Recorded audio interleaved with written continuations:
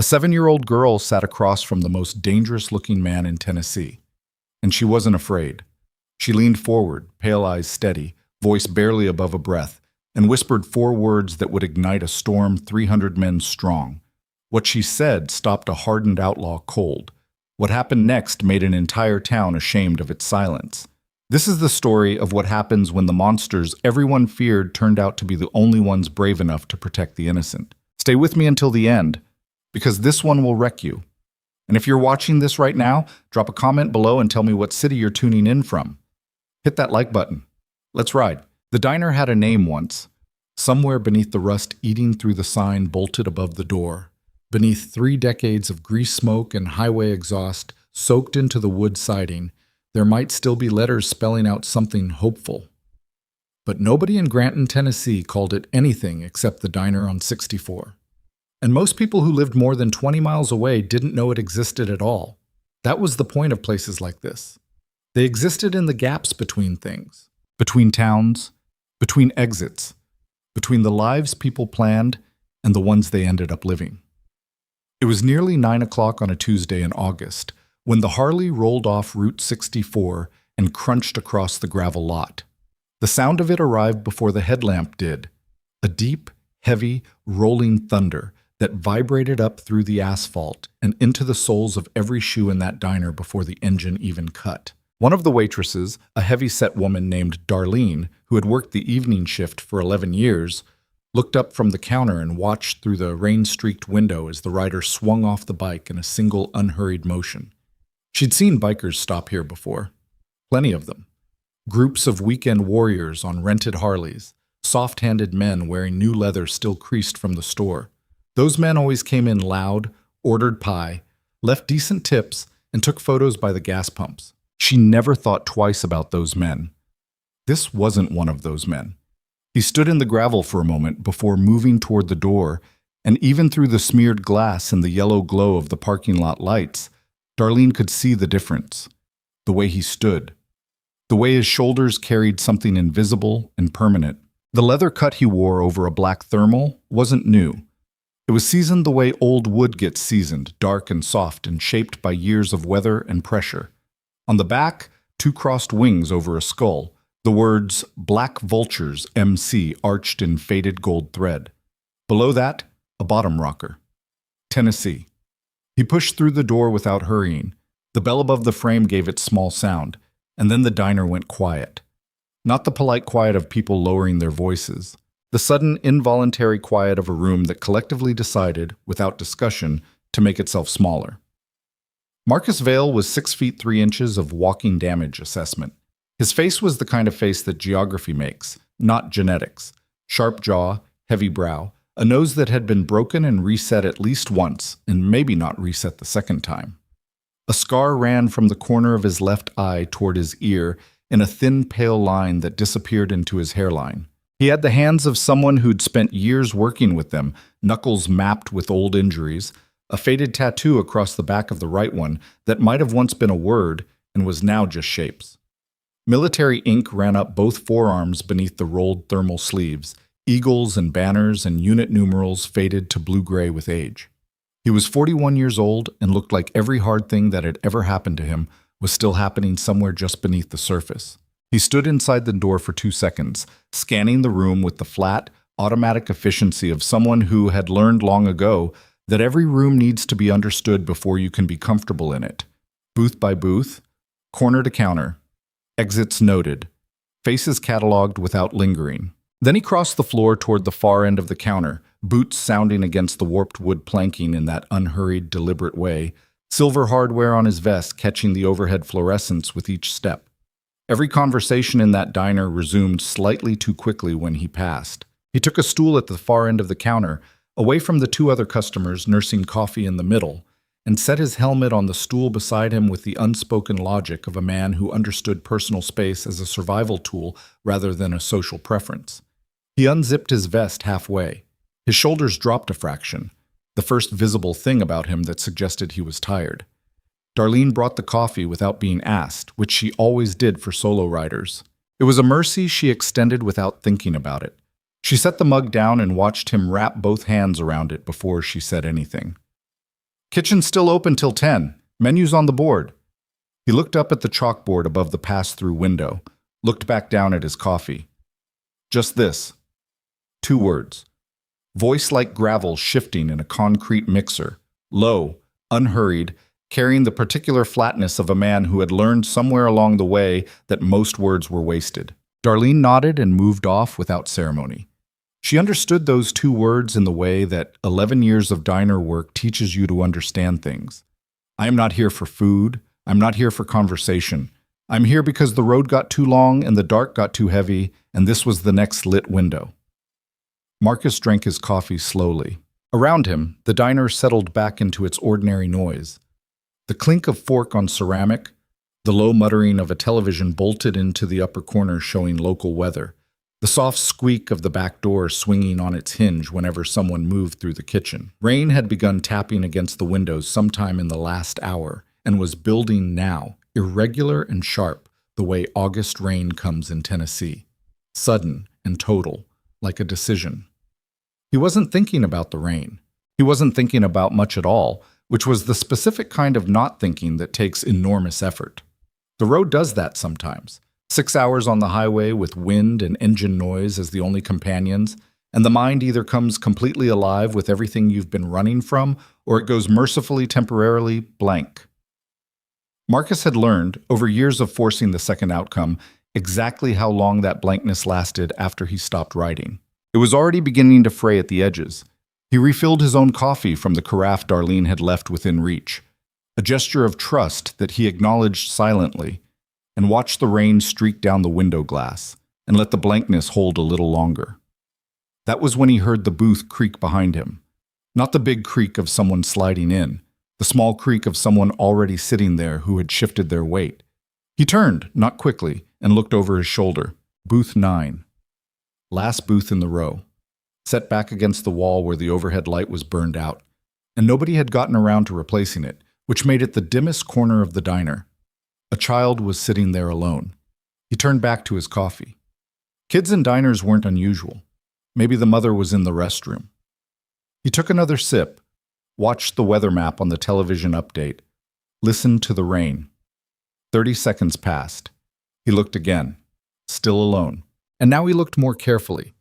The child was watching him, not the nervous, stolen glance watching that children usually did with strangers. Direct. Still.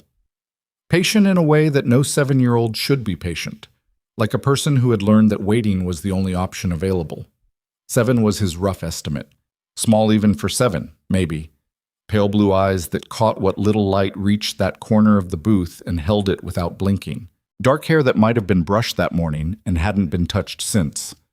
An oversized gray hoodie, adult-sized, hanging off one thin shoulder, with the drawstring pulled tight around the hood opening so her face emerged from it in a small, serious oval. On the table in front of her, nothing. No food, no drink, no phone, no coloring book or toy or any of the things that children carried to fill the time. Just her hands folded on the table and those pale eyes watching him with something he couldn't immediately name.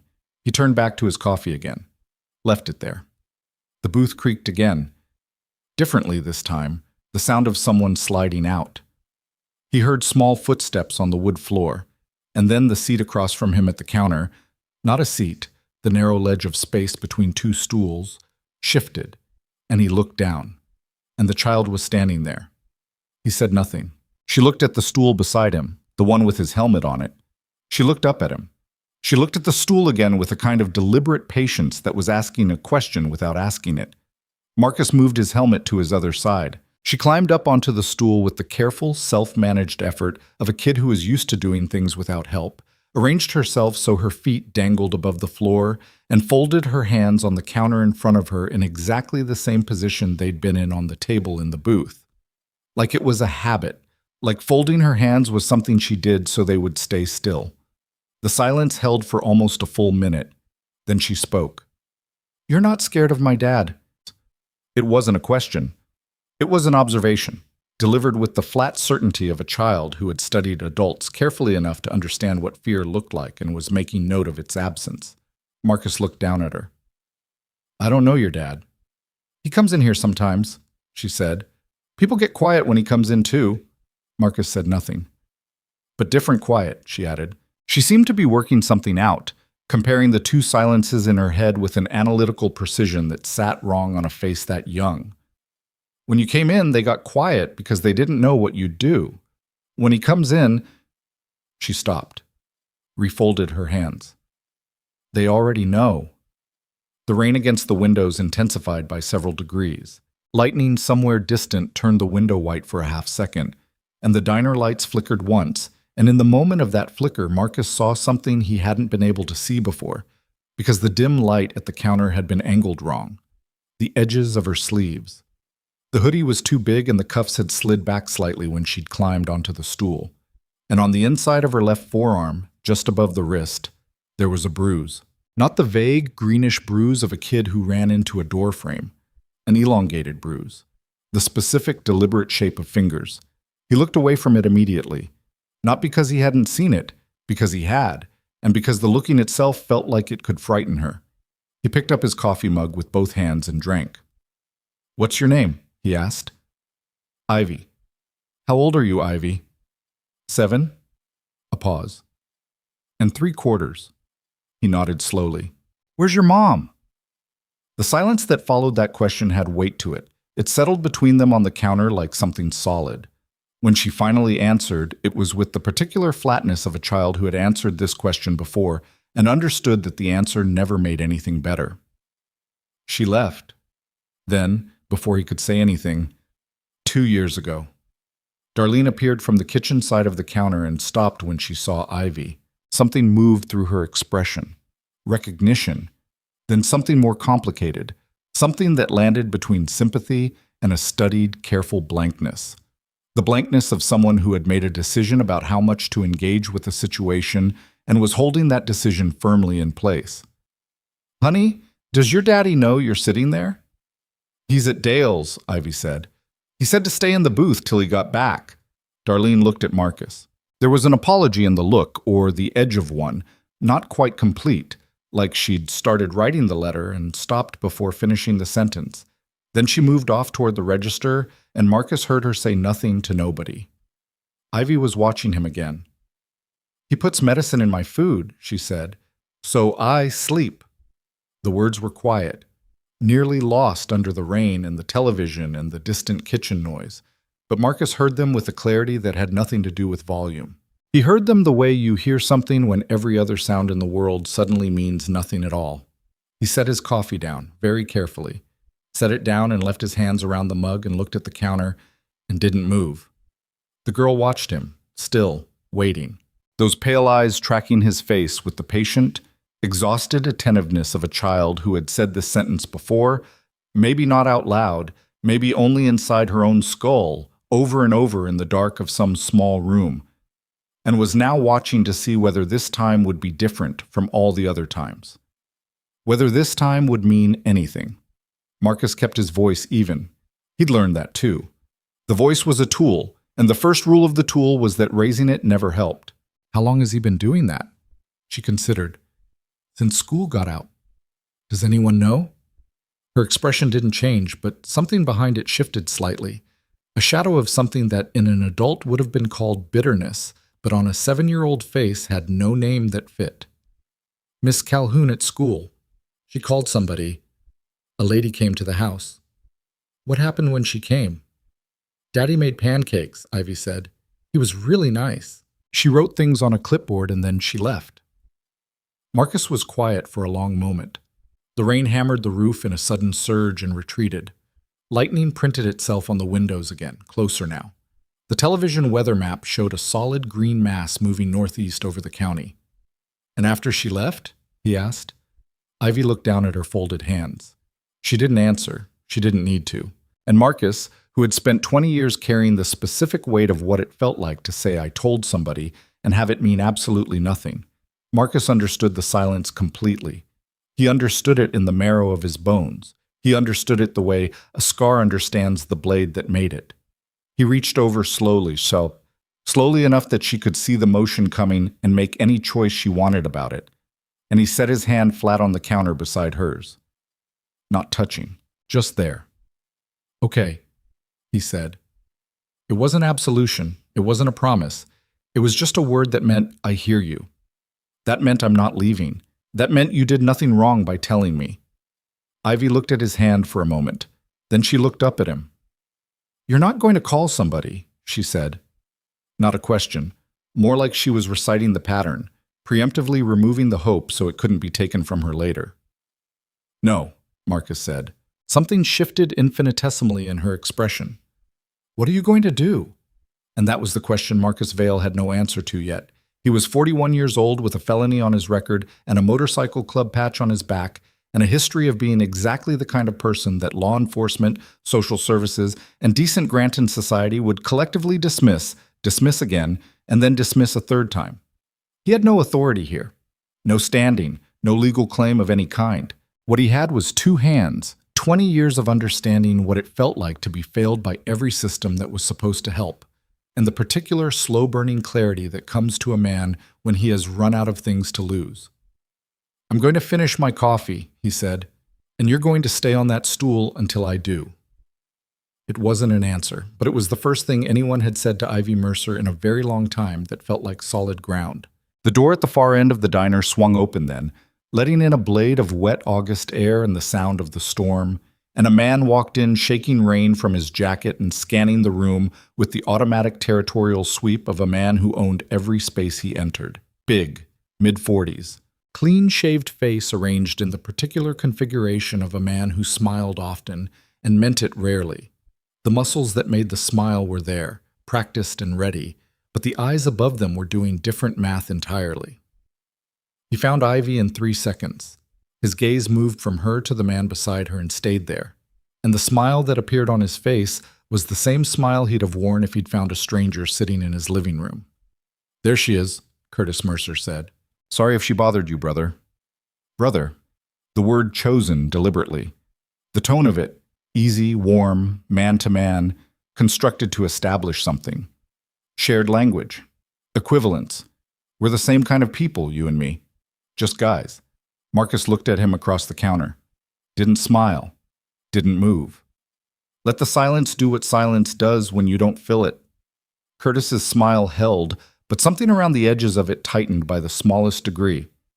Ivy, come on, sweetheart. Let's go home. Ivy slid off the stool. She didn't look at Marcus when she did it. She looked straight ahead, the hood of the oversized sweatshirt still framing her face, her hands disappearing back inside the 2 long sleeves. But as she moved around the counter toward her stepfather, she glanced back once. Fast. The way you check a landmark when you're leaving a place you might need to find again. Marcus watched Curtis Mercer put his hand on the back of Ivy's neck, lightly, in the way that looks like affection and functions like ownership, and walk her toward the door. He watched Curtis push the door open with his shoulder and let the storm swallow them both. He sat with his coffee for another 30 seconds. The diner had gone quiet again, but differently this time.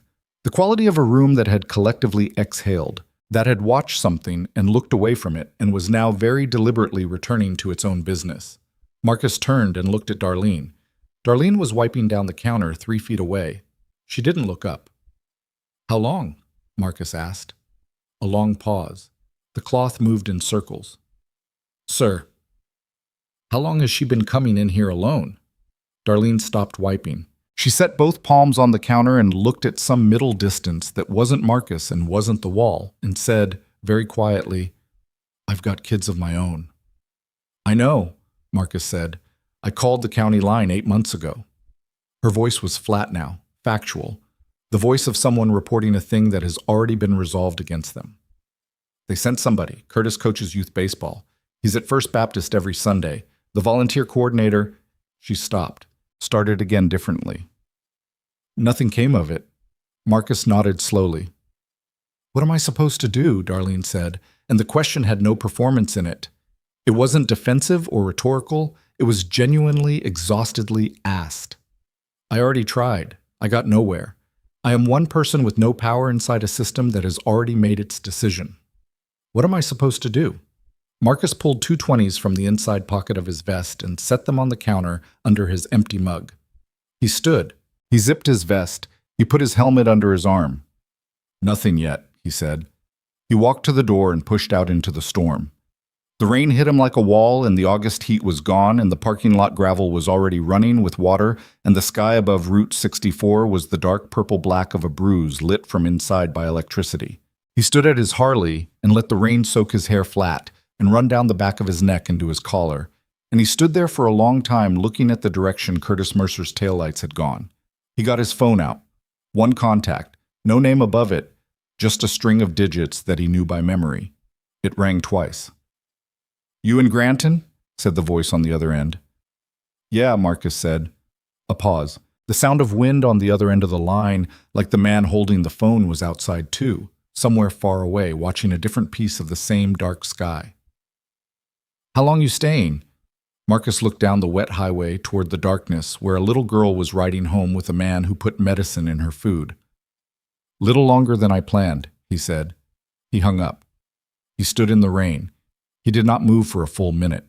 Then he reached into the side bag on his Harley and found a cigarette and lit it despite the rain, cupping it carefully with both hands, and he smoked it down to the filter in the parking lot of the diner on Route 64 while the storm moved over Granton like a judgment. In his chest, beneath the leather and the years and the scar tissue and the practiced stillness, something was waking up, something he had tried very hard for a very long time to keep from waking. The cigarette died. He crushed it under his boot. His phone buzzed once. A text, no sender name, 4 words. "How many you need?" Marcus stared at the screen for a moment, rain drumming on his helmet, lightning fracturing the sky to the east, the whole dark Tennessee night pressing in from all sides. He started typing, and somewhere on the other end of that message, in a parking lot outside a bar in Cookaville and a roadside garage in Huntsville and a rest stop on I-40 just west of Crossville, phones lit up one by one in the dark like signal fires coming alive. Something was coming to Granton, Tennessee, and it wasn't going to wait until morning. The text Marcus sent was 7 words. Granton, Tennessee. 1 child. Need eyes. How many? He sent it to a single number. That number forwarded to 11 others.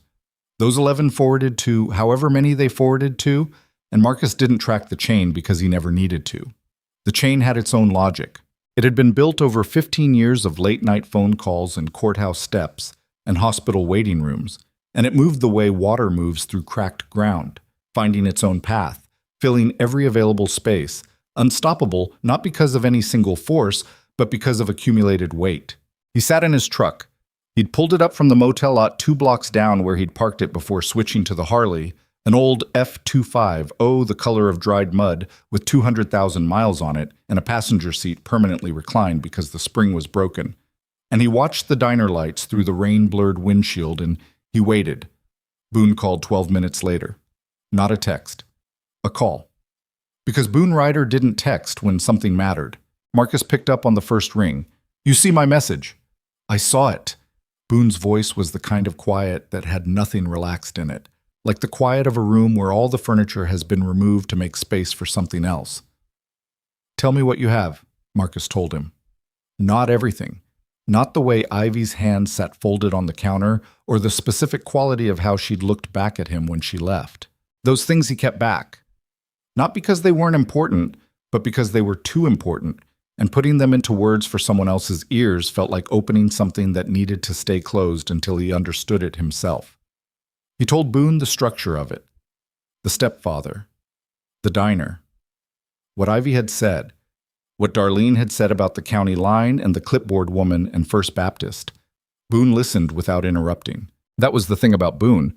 He listened the way a man listens when he understands that the information has already cost someone something to carry, and interrupting would be a kind of theft. When Marcus finished, the line was quiet for 4 seconds. "Curtis Mercer," Boone said. "Yeah. You get a plate?" Got the shop name off the jacket he was wearing.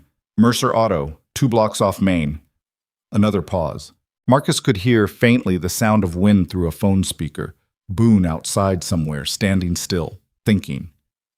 He'd been in Cookville for a week, visiting a woman whose name Marcus didn't know and hadn't asked about.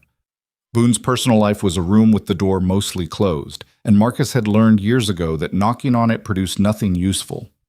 "I'm 4 hours out," Boone said. "I'm not asking you to—" "Marcus." Just the name. Flat. Final. The particular tone Boone used when he was declining to have an argument about something he'd already decided. 4 hours. Don't do anything stupid before I get there. I'm parked outside a diner in the rain, Boone. Yeah. A beat. That's how it starts. The line went dead. Marcus set the phone on the dash and watched the rain and let Boone's last 4 words sit where they landed. That's how it starts. Because Boone knew. Boone had been there 12 years ago in Decatur, Alabama, when Marcus had also been parked outside a building in the rain, also holding a phone, also telling himself he was just watching. He'd been there for the 3 weeks that followed, and he'd been in the courtroom for the sentencing, and he'd been at the gate with the truck on the day Marcus walked out of Holman Correctional after 2 years served on an 18-month sentence, with 6 months added for a disciplinary incident that Marcus had never discussed with anyone, including Boone. Boone knew exactly how it started. Marcus also knew how it started. That was the problem. He knew, and he was sitting in the rain outside a diner in a town he hadn't intended to stop in, and somewhere out there a 7-year-old girl was riding home with a man who smiled at youth baseball games and put things in her food at night, and the knowing and the sitting were in direct and total opposition to each other. He started the truck and drove, not toward Curtis Mercer's house. He didn't know where Curtis Mercer's house was yet, and even if he had, driving toward it at 11 o'clock at night in a state of controlled fury would have been exactly the kind of stupid that Boone had just told him not to be. He drove around Granton instead, the way he always did in a new place. Not tourist driving, not sightseeing, but learning. Reading the town the way the road had taught him to read places. The courthouse, the sheriff's substation, small, 1 cruiser out front with its engine running. The blocks of Main Street with their mix of open and shuttered storefronts. The Baptist church Darlene had mentioned. Big parking lot, newish sign out front with an electric marquee. The kind of building that spoke of a congregation with money and organization. A baseball diamond behind the elementary school, chain link fencing around the outfield. A scoreboard, a strip of mechanics' bays and body shops on the east side of town. One of them with a hand-painted sign reading Mercer Auto. Visible even through the rain, the bays rolled down for the night, a floodlight over the door buzzing with insects despite the wet. He drove past Mercer Auto twice. Slowly. The second time he noted the make and partial plate of the truck in the lot. The one Curtis had been driving, he was certain enough. He noted the apartment complex visible through the tree line behind the shop. Low buildings, external staircases. The particular density of a place built to house people who needed somewhere inexpensive and didn't have other options. He drove back to the motel and sat in the parking lot for a while. Then he went inside and lay on the bed with his boots on and didn't sleep. Boone arrived at 6:47 in the morning. Marcus heard the Harley from the parking lot and was already standing in the doorway of his room with 2 coffees from the machine down the hall when Boone cut the engine. Boone rode a '09 Road King, flat black, stripped to essentially nothing, no windshield, minimal chrome, saddlebags worn to the point of looking architectural rather than decorative. He was 53 years old and built like someone had constructed a man out of fence posts and then let the weather work on him for a decade. Tall and angular and weathered, a gray beard kept short and precise. Eyes so pale they read as almost colorless, which was one of the several things about Boone Ryder that people found instinctively unsettling before he said a word. He took the coffee without greeting, drank half of it standing up, and said, "Show me the diner." They drove separately, parked on the street outside, in the early morning when Route 64 was empty and the humidity was already building toward the day's punishment. The diner wasn't open yet, a closed sign turned in the glass, but the lights were on in back and they could see Darlene moving through the kitchen in the dim interior. Boone studied the building, the lot, the sight lines. Then he looked at Marcus. "What's your read on the woman inside?" "She called county services 8 months ago. Got nowhere. She's not indifferent. She's defeated." "That's different." "Yeah." Boone drank his coffee. A pickup truck rumbled down 64, and neither of them tracked it. "What's your read on the sheriff's office?" "1 cruiser overnight. Didn't look undermanned. Looked uninterested." Marcus paused. "Town this size, Curtis Mercer coaches youth baseball and shows up at first. Shows up at church every week. He's not a nobody. He's got social capital." "And the system runs on social capital," Boone said. Not a question, The particular flat tone of a man confirming something he already knew and was tired of having confirmed. Yeah. Boone was quiet for a moment, then, how many are coming? 14 confirmed so far. Maybe 20 by tonight.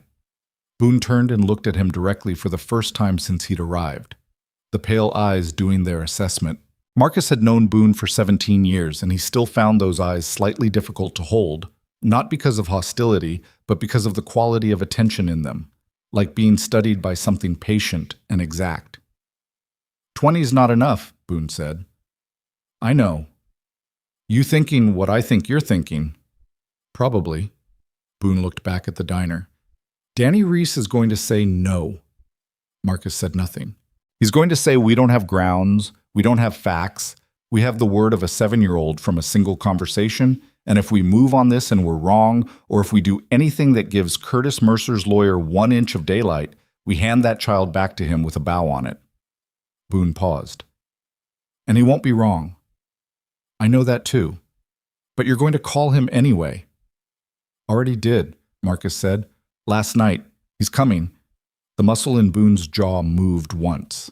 He drained the rest of his coffee, crushed the paper cup in one hand with the quiet efficiency of a man managing something, and looked at the empty road.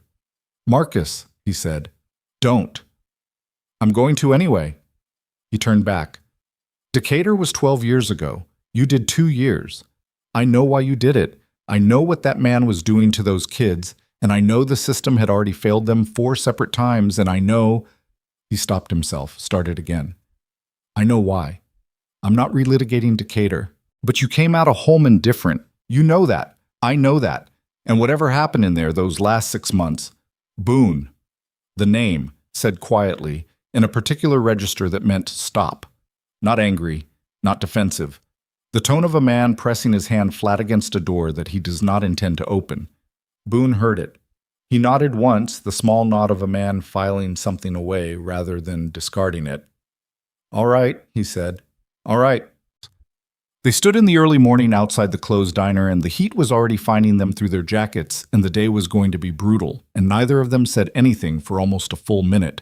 Then Boone said, What do you need from me? And Marcus told him. Danny Reese arrived at 2 p.m. in a silver crew cab truck with a cracked windshield and a road atlas on the dash that he'd had since before GPS existed and refused to replace on principle.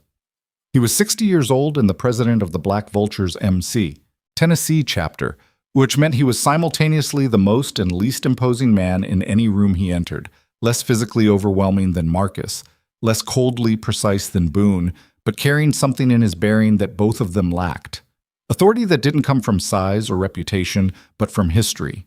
From having navigated 17 years of the particular minefield that came with running an organization of damaged, volatile, fiercely loyal men and keeping it pointed towards something other than self-destruction. He had a gray braid down his back and reading glasses in his vest pocket, and he wore his cut with the same quiet permanence that some men wore their skin. He shook Marcus's hand in the motel parking lot and said nothing for a moment, just looking at him, and Marcus let him look. Boone fill you in? Marcus asked. Boone gave me the structure.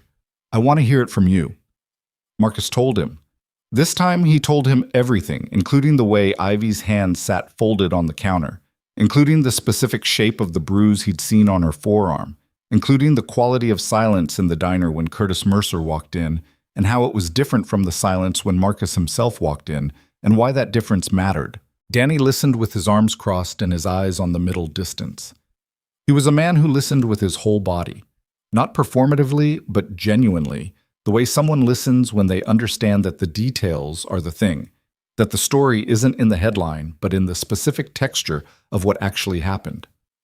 When Marcus finished, Danny said, Darlene, the waitress. Yeah. She'll talk to us? She talked to me. That's different than talking to 20 bikers in a motel parking lot. I know. Danny unfolded his arms and put his hands in his pockets, a gesture Marcus recognized as his thinking posture. I need documentation, Marcus. I can't move 300 men on one conversation. The number hit Marcus like a physical thing. 300. I made some calls this morning. Danny's voice was flat, matter of fact. After Boone called me at midnight. Because I know you, and I know when Boone calls me at midnight that the number I'm going to need is not going to be 20. He paused. There's an operation in Murfreesboro that does exactly this. Documentation, witness statements. They work with law enforcement sometimes, sometimes not. Man named Hargrove runs it. I've worked with him twice. He knows how to build a case that doesn't fall apart. Marcus stared at him. You called Hargrove before I got in the truck. Yes. Danny met his eyes without apology. Because the goal is not to make Curtis Mercer afraid, Marcus. The goal is to make sure Ivy Mercer doesn't spend the next decade in a courtroom while that man's lawyer points at a motorcycle club and calls the whole thing a harassment campaign. His voice dropped half a register. You understand me? Marcus understood him. He understood him completely, and the part of him that had spent the drive from the diner to the motel building a different architecture sucked. A simpler, more immediate architecture involving engines and numbers and the specific persuasive weight of 300 sets of eyes, felt that architecture being carefully, methodically, necessarily dismantled. He nodded. Good, Danny said. Hargrove's already talking to a contact in the county school system. There are filed reports, 3 of them. That means there's a paper trail, which means this isn't just our word. He pulled out his phone, scrolled, showed Marcus a message thread. School records. Medical exam at Vanderbilt Children's 8 months ago. Bruising on her ribs. Attributed to a fall. The ER doctor flagged it, filed a report. Nothing happened. Marcus looked at the screen, looked up. Nothing happened, Danny repeated quietly, because the report went to a county desk that is run by a man who went to school with Curtis Mercer. He put his phone back in his pocket. So now we're not moving on one conversation. We're moving on a pattern. And that's the difference between something that holds in court and something that gets thrown out and used against her. Boone was leaning against his Harley 10 feet away, arms folded, silent throughout this entire exchange.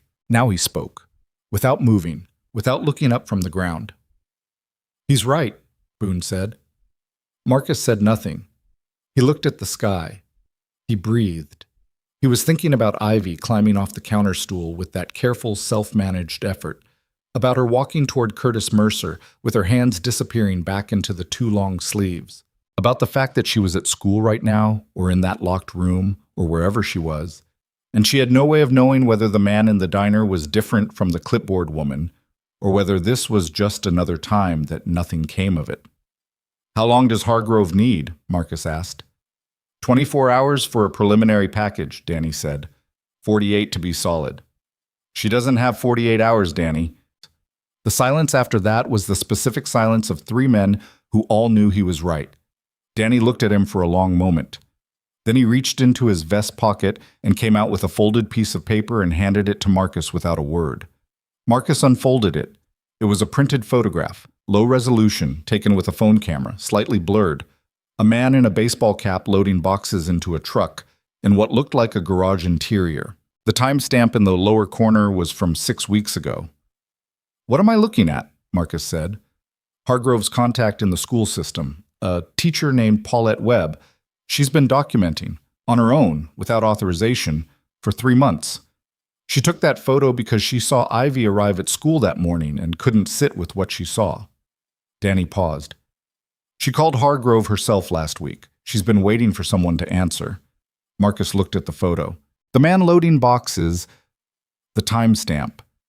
Something cold and precise settled into his chest. Who's the man in the photo? He asked. Danny's expression didn't change. That's what Hargrove is working on. Marcus looked up from the paper. Because it's not Curtis Mercer, Danny said. The words landed in the parking lot of the Granton Budget Motel on a Tuesday afternoon in August, and they sat there in the heat between 3 men, and none of them spoke for a long time. Not Curtis Mercer, which meant the man Marcus had watched walk into the diner and put his hand on the back of Ivy's neck and walk her out into the storm.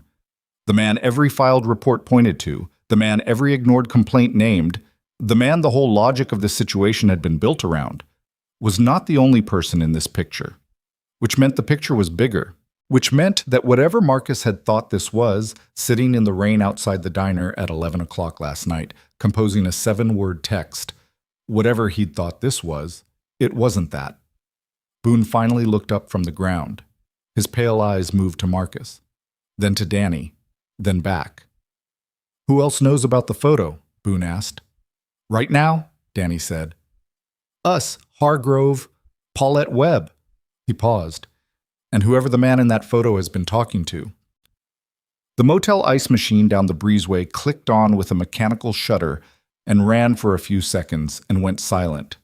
Somewhere out on Route 64, a semi downshifted through the overpass. The heat pressed down on the parking lot like a hand. Marcus folded the photo back along its crease and put it in his vest. He looked at Danny. Call Hargrove, he said. Tell him he's got until tomorrow morning. And if he needs more time. He won't, Marcus said. But Sussy, 'cause tonight I'm going back to that diner. And this time I need Paulette Webb sitting across from me when I do. Danny studied him. Why? Marcus looked at the road, looked back. Because that teacher has been carrying this alone for 3 months, he said. And whatever she saw Ivy walk into school looking like that morning, she needs to know she's not carrying it alone anymore. It wasn't the whole reason. The whole reason was something Marcus hadn't said out loud yet, because saying it out loud made it real. And making it real meant every decision that followed became a decision he was fully, consciously, irreversibly responsible for. The whole reason was that if the man in that photo wasn't Curtis Mercer, then someone in this town had been protecting this situation, managing it, making sure the clipboard women went home with their clipboards empty and the ER reports landed on desks run by the right people. And if that was true, if there was an architecture of protection around what was happening to Ivy Mercer, then Marcus hadn't ridden into a town with a bad man in it. He'd ridden into a town with a system. And you didn't dismantle a system with 20 men. His phone buzzed in his pocket. He looked at the screen. A message from a number he didn't recognize. No name. 5 words. You should leave Granton tonight. Marcus stared at the screen. The screen stared back. Somewhere behind him, he heard Boone push off the Harley and take 2 steps closer without saying anything, close enough that Marcus could feel the shift in the air. He tilted the phone so Boone could see the message. Boone read it. His expression didn't change, but the quality of his stillness changed, became something denser, more deliberate, the stillness of a man who had spent years in situations where movement at the wrong moment was the difference between coming home and not coming home. Marcus looked up from the phone. He looked at the road. He looked at the town of Granton laid out in the August heat, the church marquee visible above the tree line, the water tower, the distant geometry of the baseball diamond's lights switching on against the afternoon sky. Somebody in this town had his phone number. Somebody in this town already knew his name. And Ivy Mercer was going home tonight to a man who put medicine in her food. Marcus put the phone in his pocket. He looked at Danny. Make the calls, he said. All of them. Danny looked at him for one long, careful moment. Then he reached for his phone. The message had come from somewhere inside Granton. Marcus knew that because the number had a 931 area code, Middle Tennessee, local exchange, and because it had arrived 40 seconds after Danny made his first call from the motel parking lot. 40 seconds. Not enough time for information to travel far, which meant whoever sent it was either close enough to see them or connected to someone who was. Marcus stood in the parking lot and worked through the logic. The way he'd been taught to work through things in places where working through things incorrectly had permanent consequences. He didn't rush it. He let the heat press down on him, and he breathed slowly, and he followed the chain. Danny had made 2 calls in Marcus's presence, one to Hargrove, one to a man named Calvin Strait in Nashville who ran the club's Eastern Tennessee network. Boone had been standing 10 feet away the entire time, facing the street. Marcus had been facing Danny. Nobody else had been in visual range, which meant either the call had been intercepted, unlikely, but not impossible, or one of the 3 people standing in that parking lot had a problem Marcus didn't know about yet. He looked at Boone. Boone was already looking at him with those pale, measuring eyes, reading the same logic. Danny was still on his phone, turned slightly away, speaking in a low voice Marcus couldn't fully hear. You thinking what I'm thinking? Boone said quietly. I'm thinking I don't want to be thinking what I'm thinking, Marcus said. Boone said nothing. He watched Danny. Marcus watched Danny too, watched the way he held the phone, the set of his shoulders, the angle of his head, looking for anything that had changed in the 17 years he'd known this man, any new architecture in his body language that hadn't been there before, looking for the specific microscopic tells that came with carrying a secret in a situation where the secret was becoming dangerous. Danny ended the call and turned back. He looked at both of them and read the quality of their silence immediately, because Danny Reese had spent a lifetime reading rooms. "Say it," he said. "The message came 30 seconds after you made your call," Marcus said. The pause that followed was exactly the right length for an innocent man processing an accusation.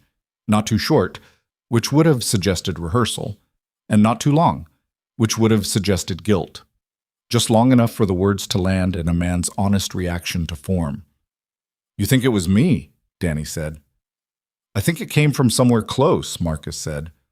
"I'm not making conclusions, I'm following sequence." Danny looked at him steadily. Then he reached into his vest and held his phone out, screen facing Marcus. "Look at every call I've made in the last 2 hours. Look at every text." Marcus looked at the screen. He didn't take the phone. Didn't need to. He could see the call log from where he stood. Hargrove's number. Calvin Straight's number. A number saved as May that was probably Danny's daughter in Murfreesboro. Nothing in the last 2 hours that was local. 931. He nodded once. Danny put his phone away. His jaw was set in a way that Marcus recognized. The particular compression of a man who understood he was being suspected and had chosen, in the interest of something larger than his own dignity, to let it pass without making it into something. "Calvin Strait," Boone said. Both men looked at him. "He's 931, Boone said. "Calvin's been based in Cookeville for 3 years. That's 931. Marcus went still. Calvin Strait. He'd known Calvin since Holman. They'd served overlapping time, different blocks, different offenses, but the way prison worked, they'd inevitably found each other in the wait yard and in the yard's particular social architecture. Calvin had been out 6 years, had patched into the Vultures through the Cookeville chapter, had a reputation as a reliable connector, someone who knew people across eastern Tennessee and could mobilize quickly. Marcus had never had cause to question him. Had never had cause. He pulled out his own phone and pulled up the anonymous message again, stared at the number, then pulled up Danny's call log from memory. Calvin's number, the last 4 digits. Compared them to the last 4 digits of the message sender. Different numbers. Different, but that meant nothing. Burner phones cost $11 at a truck stop. "I need to talk to Calvin directly," Marcus said. "I'll set it up," Danny said. "No." Marcus looked at him. "I'll call him myself, right now, without telling him why."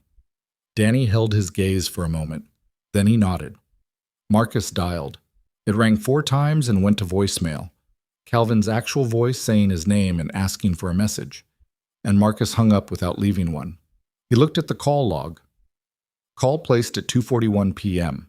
Anonymous message received at 2:38 p.m. 3 minutes before Marcus called Calvin. Calvin's phone had gone to voicemail. Not forwarded, not busy. Just ringing, unanswered, in the middle of the afternoon. Or someone else was using it. Marcus put his phone away and looked at Boone and said nothing. Boone understood. He always understood when Marcus said nothing. "I need to find Paulette Webb," Marcus said, "before whoever sent that message does." Paulette Webb taught 4th grade at Granton Elementary and drove a 10-year-old Civic with a dented rear quarter panel and a faculty parking sticker in the window. Marcus had gotten this information from Hargrove in a 2-minute phone call that cost him nothing except the specific discomfort of asking a stranger for help and accepting it. Hargrove's voice on the phone was businesslike and without ceremony. A man who understood that information in these situations had a shelf life measured in hours, not days. Boone drove. Marcus sat in the passenger seat of the F250 with his arm on the window frame and watched Granton go past. The elementary school was on Caldwell Street, 4 blocks off Main. At 3:45 in the afternoon, the lot was still active. Buses idling, parents in a slow procession past the front entrance. They parked at the far end of the faculty lot and waited, which was its own specific kind of patience, the kind that required keeping the body still while the mind ran through every possible version of the next hour. At 4:12, a woman walked out the side door of the building carrying a canvas tote bag and a plastic crate of folders, and navigating both with the practiced management of someone who had been doing this for many years. She was in her mid-40s, black, wearing her hair natural, close-cropped. She wore sensible shoes and a cotton blouse that had been crisply pressed that morning and now showed the particular soft exhaustion of a full school day.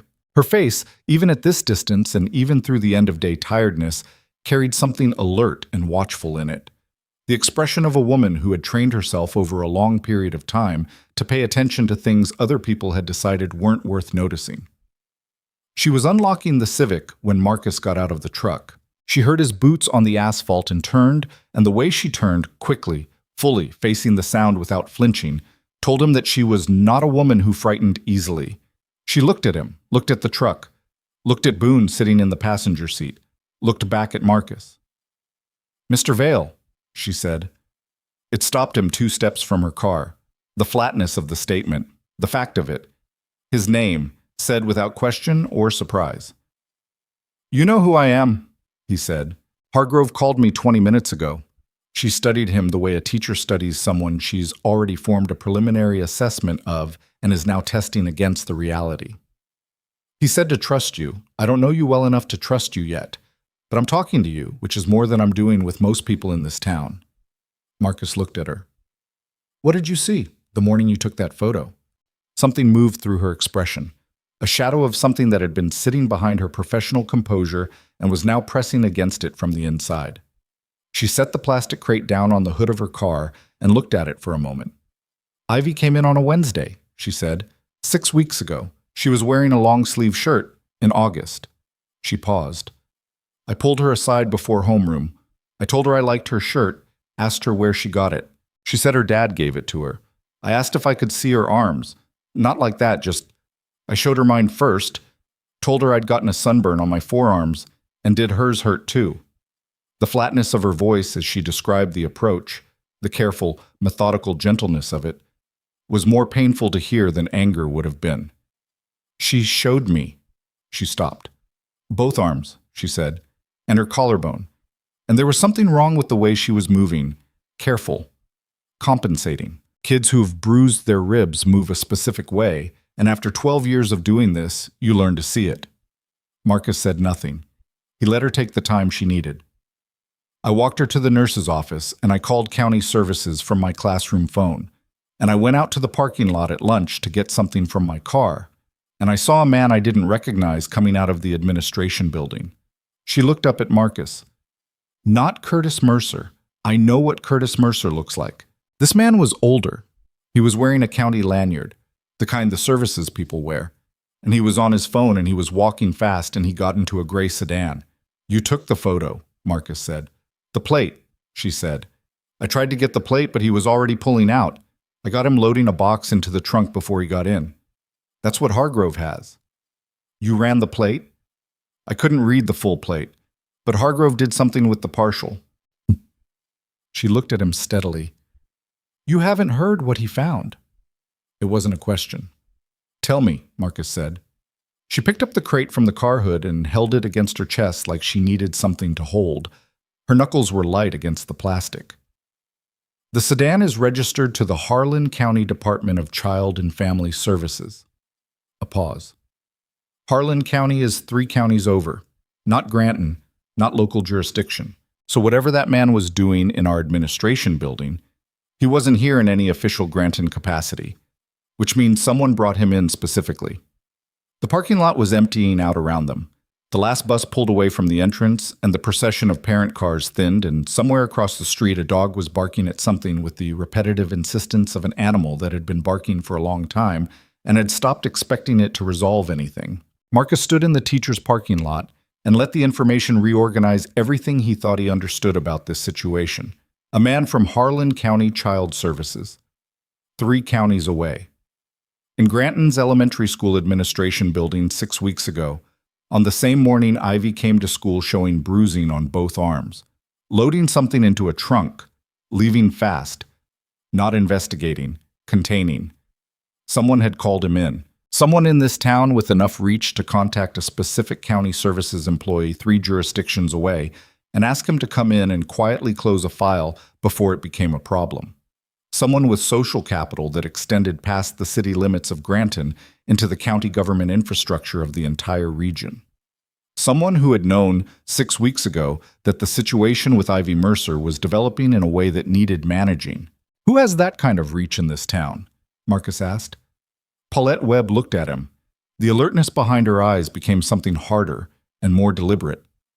She had the expression of a woman who had been sitting with an answer for weeks that she hadn't been able to say out loud because saying it out loud in this town, to the wrong person, in the wrong moment, had consequences she couldn't afford. She looked around the parking lot. Then she looked back at Marcus. There's a man named Gerald Fossey, she said. He's not in any official position. He's not elected. He doesn't have a title. But he's been in Granton his entire life, and his family has been here for 3 generations, and he has... She stopped, choosing the word carefully. He has relationships with the county commissioner, with the state district rep, with the sheriff's department. Another pause. Curtis Mercer is his nephew. The word landed in the hot parking lot air like a stone into still water, and Marcus felt its ripples move outward through everything. Curtis Mercer's uncle was the informal power structure of Granton, Tennessee, which meant every filed report that had gone nowhere, every clipboard visit that ended with pancakes, every ER flag that landed on the right desk with the wrong result, hadn't been negligence. It had been management. Someone had been actively, deliberately, continuously ensuring that the machinery designed to protect Ivy Mercer was redirected away from her. Does Fossey know about me? Marcus asked. I don't know, Paulette said, but she said it in the way that meant probably. Marcus looked at the empty school entrance, looked back. Where does Ivy go after school today? The shadow behind her expression deepened into something that looked like pain. Same as every day. Curtis picks her up, or one of Curtis's people does. Does she have any safe adults besides you? There's a woman on her street named Gail Perkins who, she's tried. She called the same county line twice. She's in her 70s and she has no legal standing, and Fossey knows who she is. Paulette's voice was level, but it was a controlled leveling, the kind that required ongoing effort. Granton is not a big town, Mr. Vale. Gerald Fossey knows everyone, and everyone knows to stay on the right side of Gerald Fossey. Until today, Marcus said. She looked at him for a long moment. Hargrove said you were bringing people, she said. Yes. How many? Enough. She studied his face. The teacher's assessment. The 12-year ability to read what was behind what was being said. You're not telling me the number because you think if I know the number, I'll make a decision about whether it's serious enough. I'm not telling you the number because the number is serious enough that it changes what you do next, Marcus said. And what you do next needs to come from you, not from me. She was quiet for a moment. The canvas tote bag shifted on her shoulder. Her jaw tightened, released. I have all 3 filed reports, she said. Original copies. Not the county's. Mine. I made copies the morning I filed each one because I didn't trust the process. She looked at him directly. I have the nurse's notes from the day Ivy showed me her arms. I have a written account, dated and signed, of everything I've observed over the last 8 months. She paused. I have been building this because I believed that one day someone would actually come. Marcus looked at her. Give me what you have, he said. Tonight. Not tomorrow. She nodded once, with the precision of someone who had already made this decision and was simply waiting for the moment it became executable. He turned back toward the truck. Mr. Vale, she said. He stopped. Gerald Fossey has a son, she said. He works in the sheriff's department. A pause. Deputy Chad Fossey. He was on the desk the last 2 times the county line sent someone to follow up on Ivy. Marcus turned back to look at her. He was also at first... She stopped herself. He's at the same church as Curtis. Marcus stood in the parking lot and breathed. The sheriff's department. Not just social capital and county services reach. The actual law enforcement infrastructure of Granton was compromised. The cruiser he'd seen outside the substation the night before. Engine running, 1 deputy on the overnight desk. That deputy might be Chad Fossey. Or a man who owed Chad Fossey something. Or a man who had learned a long time ago that in Granton, the Fossey family's preferences were a force of nature, and working against them was a choice with a specific and lasting cost. He thought about 300 motorcycles on Main Street. He thought about the weight of that, the visual logic of it, The pressure it created, the thing it communicated to a town that had been insulated by its own power structures from the outside world's judgment. And then he thought about what happened after the motorcycles left. What happened when the chrome and the leather and the engine noise faded back down the highway and Granton returned to itself? What happened to Paulette Webb, who had sat on original copies of 3 filed reports for 8 months? What happened to Gail Perkins, 70 years old on Ivy's Street? What happened to Darlene, who had already called the county line once and learned what that cost? What happened to Ivy? He got back in the truck. Boone said nothing. He reversed and pulled out of the faculty lot and drove 2 blocks before Marcus spoke. "Gerald Fossey," he said. "Tell me you know the name." Boone's hands tightened on the wheel by 1 degree. "I know the name." Marcus turned. "From where?" Boone was quiet for 5 full seconds. Outside, Granton moved past the windows. The hardware store, the laundromat, a barber shop with its door propped open against the heat, 2 men on chairs outside it watching the truck go by with the unhurried attention of men who spent their days watching things go by. "From Holman," Boone said. The words sat between them in the truck cab and neither man moved. Holman Correctional, where Marcus had served 2 years, where he'd had 6 months added for an incident he had never discussed with anyone, including Boone. "Explain that," Marcus said. His voice was very quiet. Boone exhaled, a long, controlled exhale. The breath of a man releasing something he'd been holding for a long time. "When you were inside, 3 years in, I started looking into what happened in Decatur.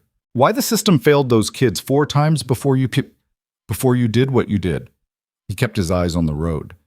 "The chain went back further than the county.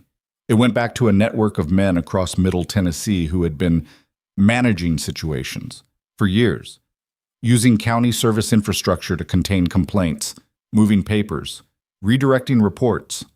He paused. "Gerald Fossey's name was in the documentation I put together. I gave it to a federal contact. Nothing came of it." Marcus stared at him. You knew there was a Fossey connection to what I went to prison for. And you didn't." "I found out 8 months into your sentence," Boone said, "when you were already inside and there was nothing it would have changed except making you carry more." He finally glanced over, the pale eyes flat and direct. "I made a call. You can be angry about it." "I am angry about it." "I know." The truck stopped at a red light. Nobody else was at the intersection. The light changed and Boone accelerated and neither of them spoke for the length of 3 blocks. "How far does this network go?" Marcus said. "I don't know," Boone said. "In 2019, I thought it was 3 counties. Now I think it might be—" He stopped. "I think Granton might not be an isolated situation." Marcus pressed the back of his skull against the headrest, looked at the ceiling of the truck cab, felt the specific sensation of a ground that had seemed solid liquefying under his feet, the feeling of finding out that the thing you came to do was not the thing you were actually doing, that the real shape of the situation had been there all along beneath the surface, patient and enormous, waiting to be understood. He closed his eyes for 1 second. Ivy was 7 years old.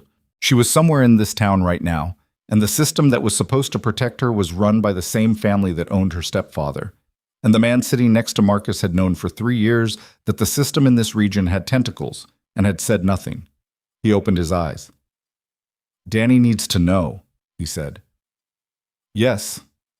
Tonight. All of it. Yes." "And Calvin Strait," Marcus said. "I need to know if Calvin Strait is connected to any of this." Boone was quiet. "Boone. Calvin did his time in Holman," Boone said slowly. "Same block as Gerald Fossey's youngest son." The truck filled with a silence that had mass and temperature. Marcus's phone buzzed. He looked at the screen. A message from Danny. 4 words and a pin drop. "Come now. Bring Boone." The pin was 2 miles east of town, not the motel, not any address Marcus had been to. A location that resolved, when he zoomed in, to a gravel road off a county highway that ran along the edge of a tree line. He showed it to Boone. Boone looked at it, his jaw set. "Why there?" Marcus said. "That's where Calvin Strait just called Danny from," Boone said. "Said he had something, said, 'Come alone.'" Marcus looked at the pin, looked at Boone. "Danny went." "He went." Marcus checked the timestamp on the message. 8 minutes ago. He looked at the road ahead, at the route, at the distance. He looked at the tree line on the horizon that marked the county highway 2 miles east. He thought about 300 motorcycles that were already in motion, already converging on Granton from across 3 states, answering a call that had been placed before any of this was known, before the photo, before Paulette Webb, before Foss, before the 8 months of managed silence that had kept Ivy Mercer in a locked room while the machinery of protection was turned against her. 300 men riding toward a town where someone already knew Marcus Vale's name and number. Riding toward a situation that was not what any of them had been told it was. Riding because Marcus had sent 7 words into the dark, and the dark had answered. He put the truck in gear. "How far?" he said. 4 minutes, Boone said. They drove. The tree line grew ahead of them. The sky above it was beginning its late afternoon burn, the heavy orange gold of a Tennessee summer day exhausting itself toward evening, and the shadows of the trees stretched long across the county highway as Boone turned off the asphalt onto gravel, and the sound of the road changed under the tires from smooth to rough, from certain to uncertain, from something. The gravel road ended at a rusted gate wired shut with baling wire, and Boone stopped the truck 20 yards short of it because the gate was open. Not broken open, not forced, unwired and pushed back and left that way. The gesture of someone who had arrived before them and wanted them to follow without hesitation, which was exactly the kind of invitation that every instinct Marcus had ever developed told him to be suspicious of. He got out of the truck. Boone got out of the truck. They stood in the late afternoon heat and looked at the gate and the tree line beyond it and the gravel track that disappeared into the shadow of the trees, and neither of them spoke for a moment. "Danny's in there," Marcus said. "His bike's in there," Boone said. "That's not the same thing." Marcus looked at him. "I'm not being pessimistic," Boone said flatly. "I'm being precise." They went through the gate on foot, leaving the truck where it was. Boone had a Kimber 1911 in a shoulder rig under his cut that Marcus knew about and had never commented on. Marcus had nothing, which had been a deliberate choice for the last 6 years. A choice that right now, walking down a gravel track into a tree line in a compromised town toward an unknown situation, felt significantly less principled than it had at the time of making it. The trees closed around them. The orange light cut to shadow, and the temperature dropped 3 degrees and the sound of the highway behind them faded to almost nothing. Somewhere above the canopy, a hawk was working a thermal in long, patient circles, visible occasionally through gaps in the leaves. 50 yards in, the track opened into a clearing roughly the size of a basketball court. Dry grass. A rusted-out hay baler abandoned against the tree line on the far side. A propane tank lying on its side near the center, paint blistered off from seasons of weather. Danny Reese was sitting on a log at the edge of the clearing with his elbows on his knees and his hands laced together in front of him. His phone was in his right hand. He looked up when Marcus and Boone entered the clearing, and the first thing Marcus clocked was the blood on the side of his face, a thin line of it running from the hairline near his left temple down across his cheekbone, dried dark. A cut, not large, but recent enough that it hadn't fully clotted.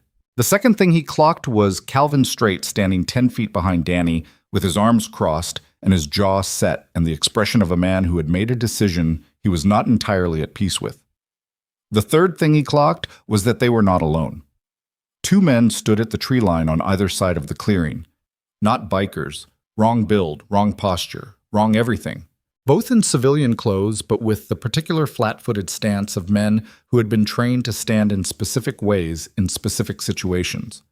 One was older, mid-50s, gray at the temples, a lanyard hanging out of his shirt pocket. The other was younger, square-jawed, forearms crossed, and wearing, beneath an unbuttoned flannel shirt, a uniform that Marcus recognized from the night before. Granton Sheriff's Department. The deputy looked at Marcus with the expression of a man who had been told exactly who was coming and had been building toward this moment for longer than the last 5 minutes. "Chad Fossey," Marcus said. The deputy's chin lifted a fraction.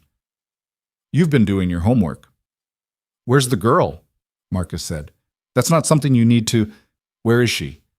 The voice came out at a register Marcus rarely used, not loud, not aggressive in any theatrical sense, but carrying something in its frequency that made the deputy's response die in his throat.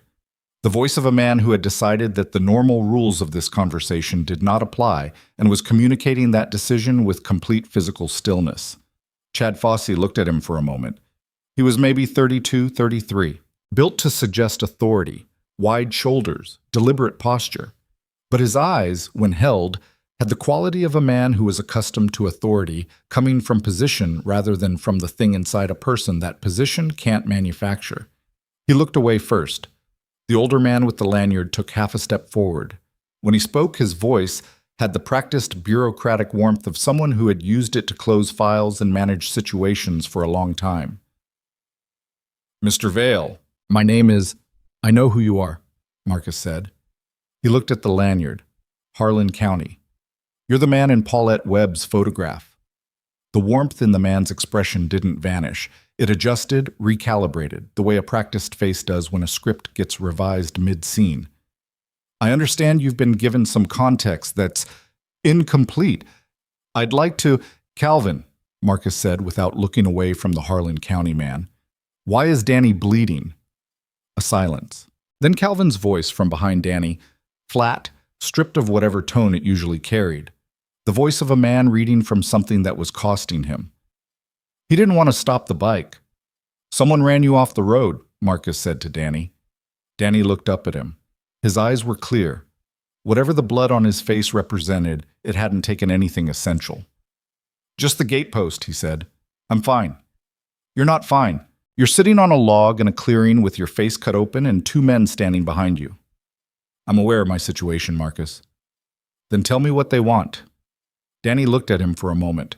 The long, specific look of a man communicating something that can't be said directly in present company. Then he looked at the Harlan County man. "Tell him what you told me."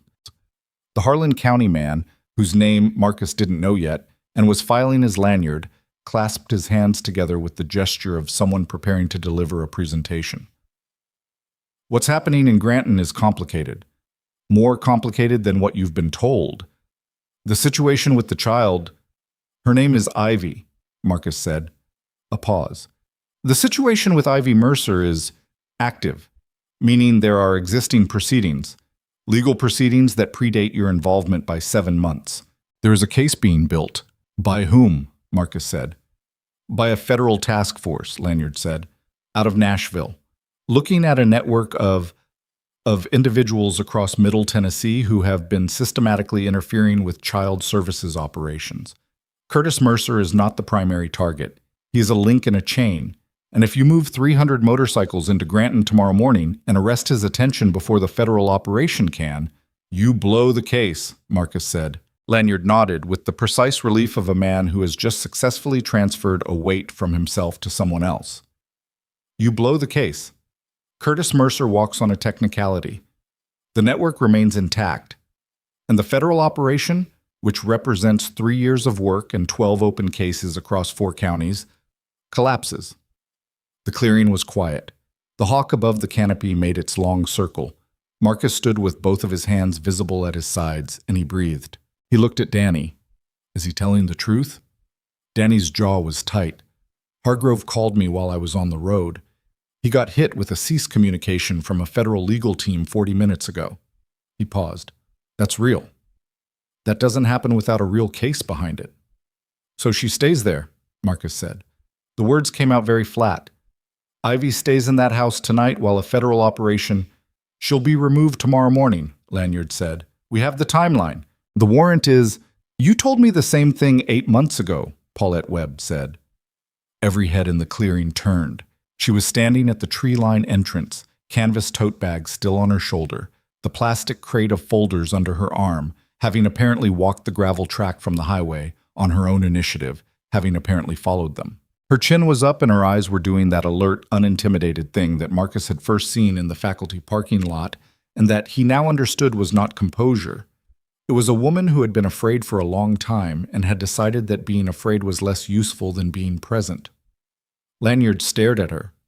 "Ms. Webb, you need to—" "8 months ago," she said, "a man with a Harlan County lanyard came to our school administration building and told the principal that there were existing proceedings and that the filed report from our school nurse needed to be held in abeyance." She walked into the clearing, crossing the dry grass, and she set the plastic crate down on the propane tank as if establishing territory.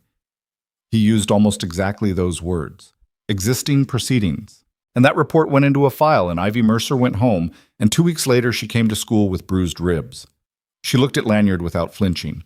How long does a federal timeline need before it decides one 7-year-old child is worth more than a clean prosecution record?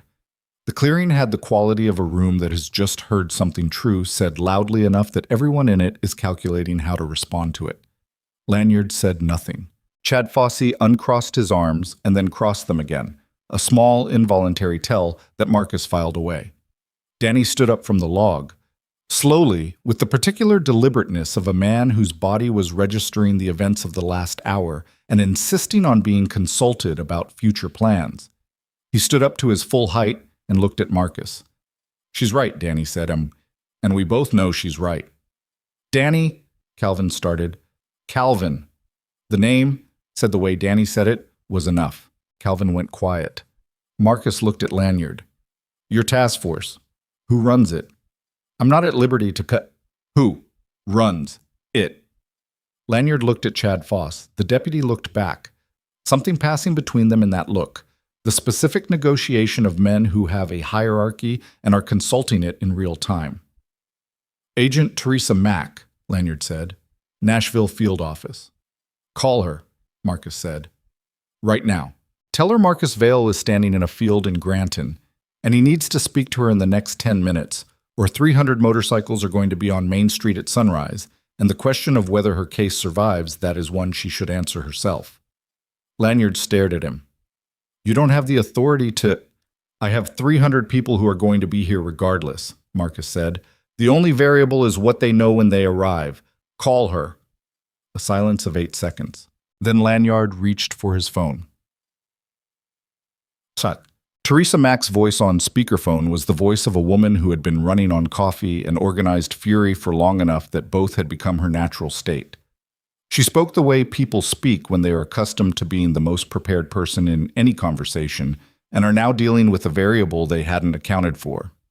"Mr. Vale," she said, "I know why you're in Granton." "Then you know what I know," Marcus said. "I know what Hargrove gave you, which is partial. Let me give you the rest." She didn't wait for permission. "Curtis Mercer has been cooperating with our investigation for 6 weeks. He gave us Gerald Fossey. Fossey gave us a network that extends into 4 county service departments and 2 sheriff's offices across Middle Tennessee. We are 11 days from executing simultaneous warrants that will roll up the entire structure." A pause. "If Fossey gets spooked, if he thinks the exposure is coming from a direction he can trace, he destroys the documentation and the network goes dark. We lose 12 cases. 12 children, Mr. Vale, not one." Marcus was quiet. "I understand what you saw in that diner," Max said. "I understand what that girl told you, and I am telling you. She showed her teacher bruised ribs 6 weeks ago," Marcus said. "The same week Curtis Mercer started cooperating with you. He let that sit for a moment. He gave you Fossey, and you gave him 11 more days with Ivy." The silence from the phone was different from the previous silences. "The arrangement," Max started. "What's the arrangement?" Another pause. Longer. The specific length of a pause that precedes the disclosure of something that sounds worse out loud than it did on paper. Curtis Mercer agreed to continued cohabitation with the child during the cooperation period to avoid alerting Fossey. "In exchange, we have a social worker conducting welfare checks." "Conducting welfare checks," Marcus said, "on a child whose stepfather is the one you made the deal with, who controls what the social worker sees, who controls what gets reported." His voice had gone very quiet, which was always the sign for anyone who knew him that the thing inside him that had been waking up since the diner was now fully awake. "You made a deal that left a 7-year-old child as collateral." "We made a deal that was supposed to last 3 weeks, Max said. "It extended. The documentation took longer." "It always takes longer," Marcus said, "and she's always still in that house." Boone was standing at Marcus's shoulder, not touching him, just present, the specific presence of a man who was close enough to intervene if intervention became necessary, and was making that availability known without theatrical gesture. Danny was looking at Marcus with an expression Marcus recognized. The expression of a man watching someone he cares about standing at an edge and calculating the distance. "What do you need?" Max said. The question surprised him. The directness of it. The surrender of the defensive position. The admission that the calculation had shifted. "I need Ivy out of that house tonight," Marcus said. "Not tomorrow. Not at sunrise. Tonight. You have Curtis cooperating, then Curtis can make that happen without alerting Fosse. You figure out how." He paused. "And I need your word that the 11 days hold, that the case holds, that the network rolls up the way you said." "If I do that," Max said, "your people stand down. My people arrive, they stand witness. They stand in full public view as promised. Nobody touches anything. Nobody obstructs anything. We are 300 civilians exercising their legal right to be present in a public town." He paused. "And every journalist, every social media account, every phone camera in that group will be pointed at every official action that happens in Granton over the next 72 hours, which is the only guarantee any of us have that your 11 days actually produces what you said it will." A silence. "You're not trusting me," Max said. "I'm managing risk," Marcus said. "Same as you." The line was quiet for a long moment. Marcus could hear, faintly, other voices in the background on Max's end. The ambient sound of an office or a command post, people working, the low urgency of something in motion. "Give me 2 hours," Max said. "You have one," Marcus said. "After that I call off nothing." He hung up. The clearing was very quiet. Somewhere in the tree line a branch cracked under something's weight, and then the woods went back to their own business. Chad Fosse was looking at him with an expression that had changed over the course of the last 15 minutes. The authority from position expression had given way to something more complicated, more human, and less comfortable. The expression of a man who had told himself a story about his role in something for long enough that the story had become load-bearing and was now watching the walls. "Your father's going to find out you were here," Marcus said to him. Fosse said nothing. "When this is over," Marcus continued, "he's going to know you stood in this clearing while a federal agent agreed to move Ivy Mercer. He's going to want to know whose side you were on." He looked at the deputy steadily. "I'm asking you the same question." Fosse's jaw worked. He looked at the ground, looked back up. "I have a daughter," he said. The words came out like something broken loose from somewhere. Not a justification, not a plea, just a fact placed on the ground between them, as if it explained everything, and also nothing. "She's 9. Marcus looked at him. "I know what Curtis does," Fosse said.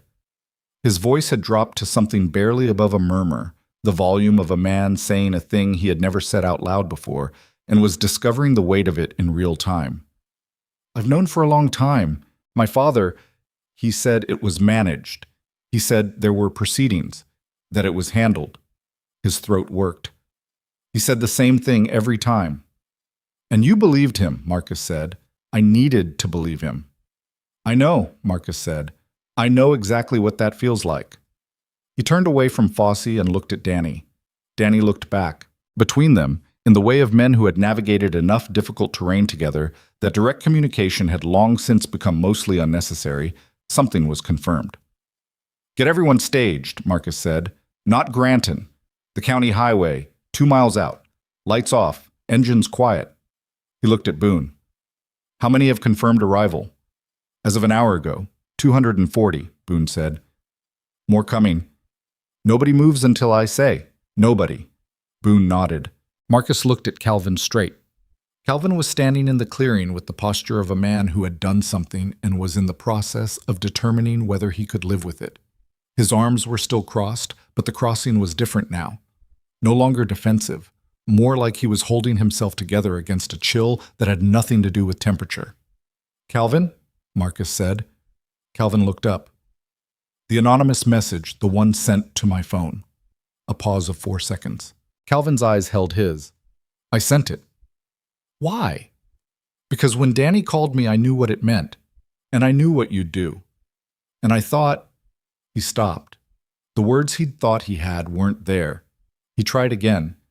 "I thought if you left, it would be cleaner, that the federal thing would play out, and you thought that because Fosse told you to think it, Marcus said. Calvin's silence was the confirmation. Gerald Fossey, Marcus said. Not Chad, Gerald himself. He called me 2 hours before Danny did, Calvin said.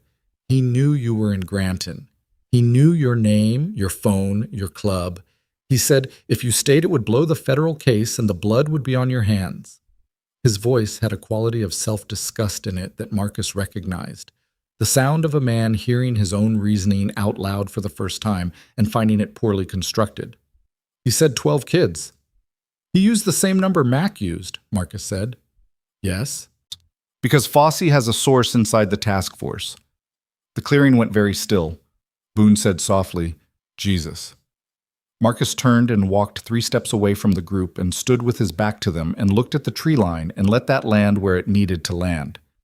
Gerald Fossey had a source inside the federal task force, which meant Fossey already knew the timeline, already knew the warrants were 11 days out, already knew the structure of the operation that was supposed to bring him down, which meant the 3 years of work Teresa Mack had described on the phone was potentially already dead, had potentially been dead for however long Fossey's source had been feeding him information, and the 11 days were not a countdown to an arrest, but a countdown to a disappearance. Documents destroyed, network dissolved, witnesses managed. And Ivy Mercer, who had sat across from Marcus in a diner booth and whispered 4 words, would be left in a house with a man whose cooperation agreement just became worthless. He turned back. Call Mac back, he said to Lanyard. Tell her she has a source problem. Tell her Gerald Fossey knows her timeline. He watched Lanyard's face go through several colors. Tell her she has 30 minutes before I change every calculation she's made. Lanyard was already reaching for his phone. Marcus looked at Boone. Get Danny to a hospital. I'm not going to a... Danny started. You're going to a hospital or you're not getting on a bike tonight, Danny. Those are the options. Marcus looked at him steadily.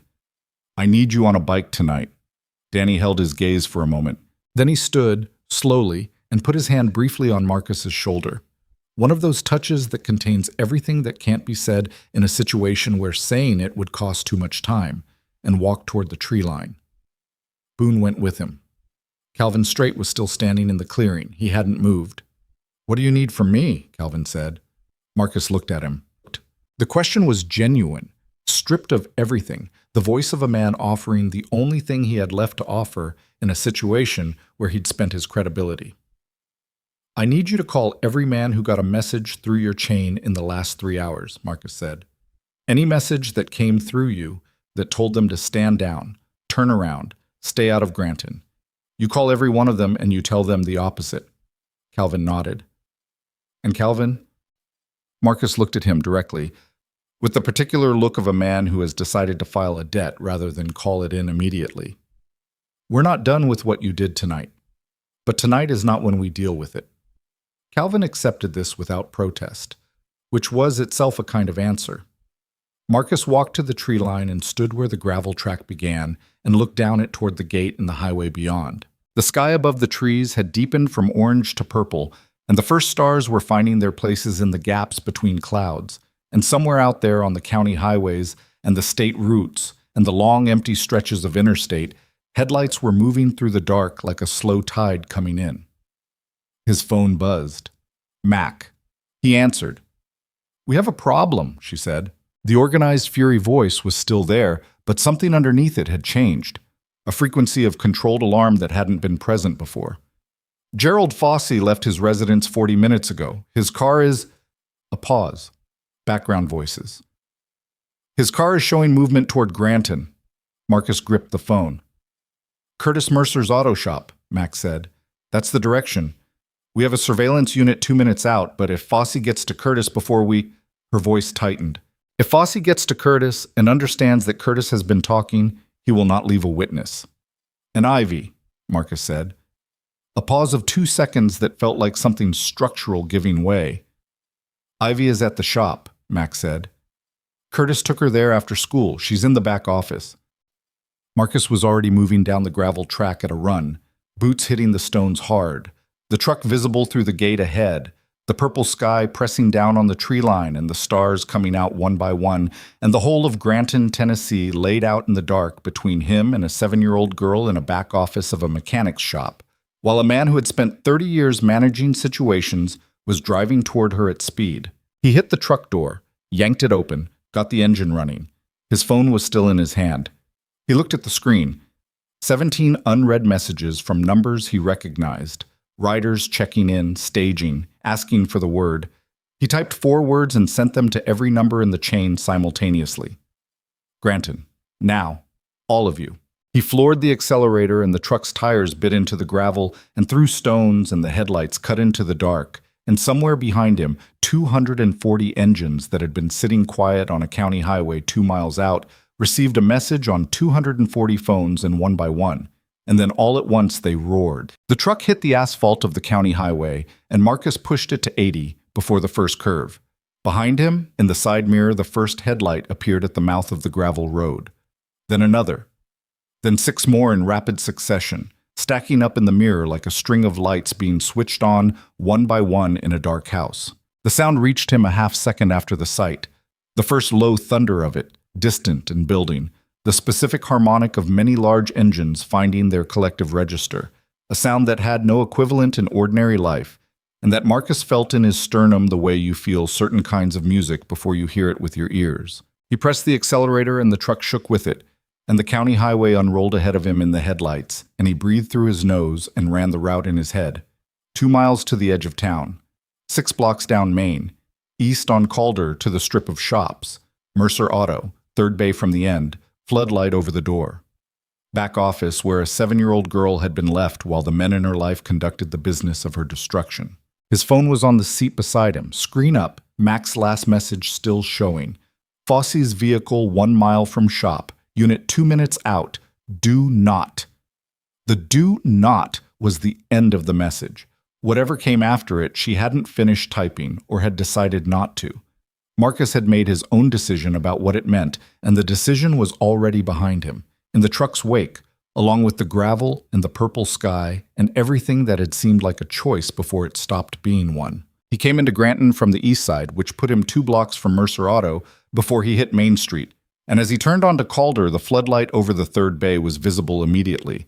A hard white cone of light over a rolling door, the door itself closed, the lot in front of the bays dark except for 2 vehicles. Curtis Mercer's truck, and a gray sedan. Fosse was already there. Marcus stopped the truck half a block short and got out without killing the engine and moved toward the shop on foot, staying out of the floodlight's reach, keeping to the shadow of the building line. The shop was quiet from the outside. No voices, no movement visible through the narrow gap at the bottom of the rolled door. The side entrance, a plain metal door adjacent to the first bay, was standing open 3 inches. He went through it. The interior of the shop smelled of motor oil and metal shavings, and something chemical, and beneath both of those things, coffee. A drip machine on a shelf near the office partition, its orange light still on, a half-full pot sitting warm. The main bay was dark except for the ambient glow from the floodlight leaking under the roll door and a single work light on an extension cord hanging over a car mid-repair, its hood propped, engine exposed. Tools arranged on a wheeled cart beside it, with the particular order of a man who was meticulous about his workspace and nothing else. The office was at the back, separated from the bay by a half wall with a window in it, and a door that was closed but not latched. The gap at the frame showed light inside, fluorescent, the flat institutional light of a space that was functional rather than inhabited. Marcus crossed the bay floor in the dark, placing his feet carefully, his boots finding the concrete with deliberate quiet. He got to the half wall and stopped. Through the window, he could see the office. Curtis Mercer was standing with his back against the far wall, his arms slightly out from his sides, in the specific posture of a man who has been told to be still and is complying because the alternative is worse. His face was doing several things simultaneously: fear, calculation, and beneath both of them a particular resignation that Marcus recognized as the expression of a man whose careful construction of his own life was visibly coming apart. Gerald Fosse was standing in the center of the office. He was in his late 60s, heavy-set in the way of a man who had been physically strong decades ago and still carried the architecture of it beneath the weight of years. white hair cropped short, a face that had the deep creasing of a man who had spent a lifetime outdoors or a lifetime under pressure, or both. He was holding a phone in one hand, and he was speaking in a voice too low for Marcus to hear through the window glass. Ivy was in the corner. She was sitting on the floor in the corner behind the desk, the specific corner that was farthest from both men and from the door. The corner a child finds when she has learned that corners are the only defensive position available to her. Knees drawn up, arms wrapped around them, the oversized hoodie pulled tight, hood up. Her face was turned into the wall at an angle that suggested she had decided some time ago to make herself as small and as invisible as possible. She was awake. Marcus could see her shoulders moving with her breathing. He pushed the office door open with his left hand and walked in. Both men turned. Gerald Fossey's face did something complex and involuntary. Surprise, then the rapid suppression of surprise into authority, the reflexive reassertion of a man who had spent decades being the most powerful person in every room he entered. Curtis Mercer made a sound that was not quite a word. Fossey looked at Marcus with the flat, assessing eyes of a man running a calculation. "Who are you?" "Marcus Vale," Marcus said. "Black Vulture's MC." He said it the same way Ivy had stated his name in the faculty parking lot, not as introduction, but as information being placed on a table. Fossey's jaw tightened once. He knew the name. Whatever network of information he had, it had included this, and his jaw's single tightening was the tell of a man absorbing confirmation of something he'd hoped not to have confirmed. "You need to leave," Fossey said. "You have no idea what you're walking into." "I know exactly what I'm walking into," Marcus said. "Federal task force out of Nashville, 12 open cases, 3 years of work." He looked at Fossey steadily.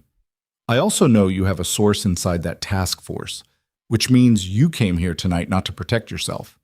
You came to clean up, which means Curtis was never leaving this building the same as he came in." Curtis Mercer made the sound again. This time it resolved into a word. "Gerald." "Shut up," Fossey said. He hadn't looked away from Marcus. His phone was still in his hand, held loosely at his side. "You're a man with a felony record who broke into a private business at night. Whatever you think you know—" "Ivy," Marcus said. Not to Fossey, to the corner. The hoodie moved. Pale blue eyes came over the top of the drawn-up knees and found him across the office. And in those eyes, Marcus saw the specific quality of recognition. Not surprise, not hope, in the fragile way, but something more fundamental.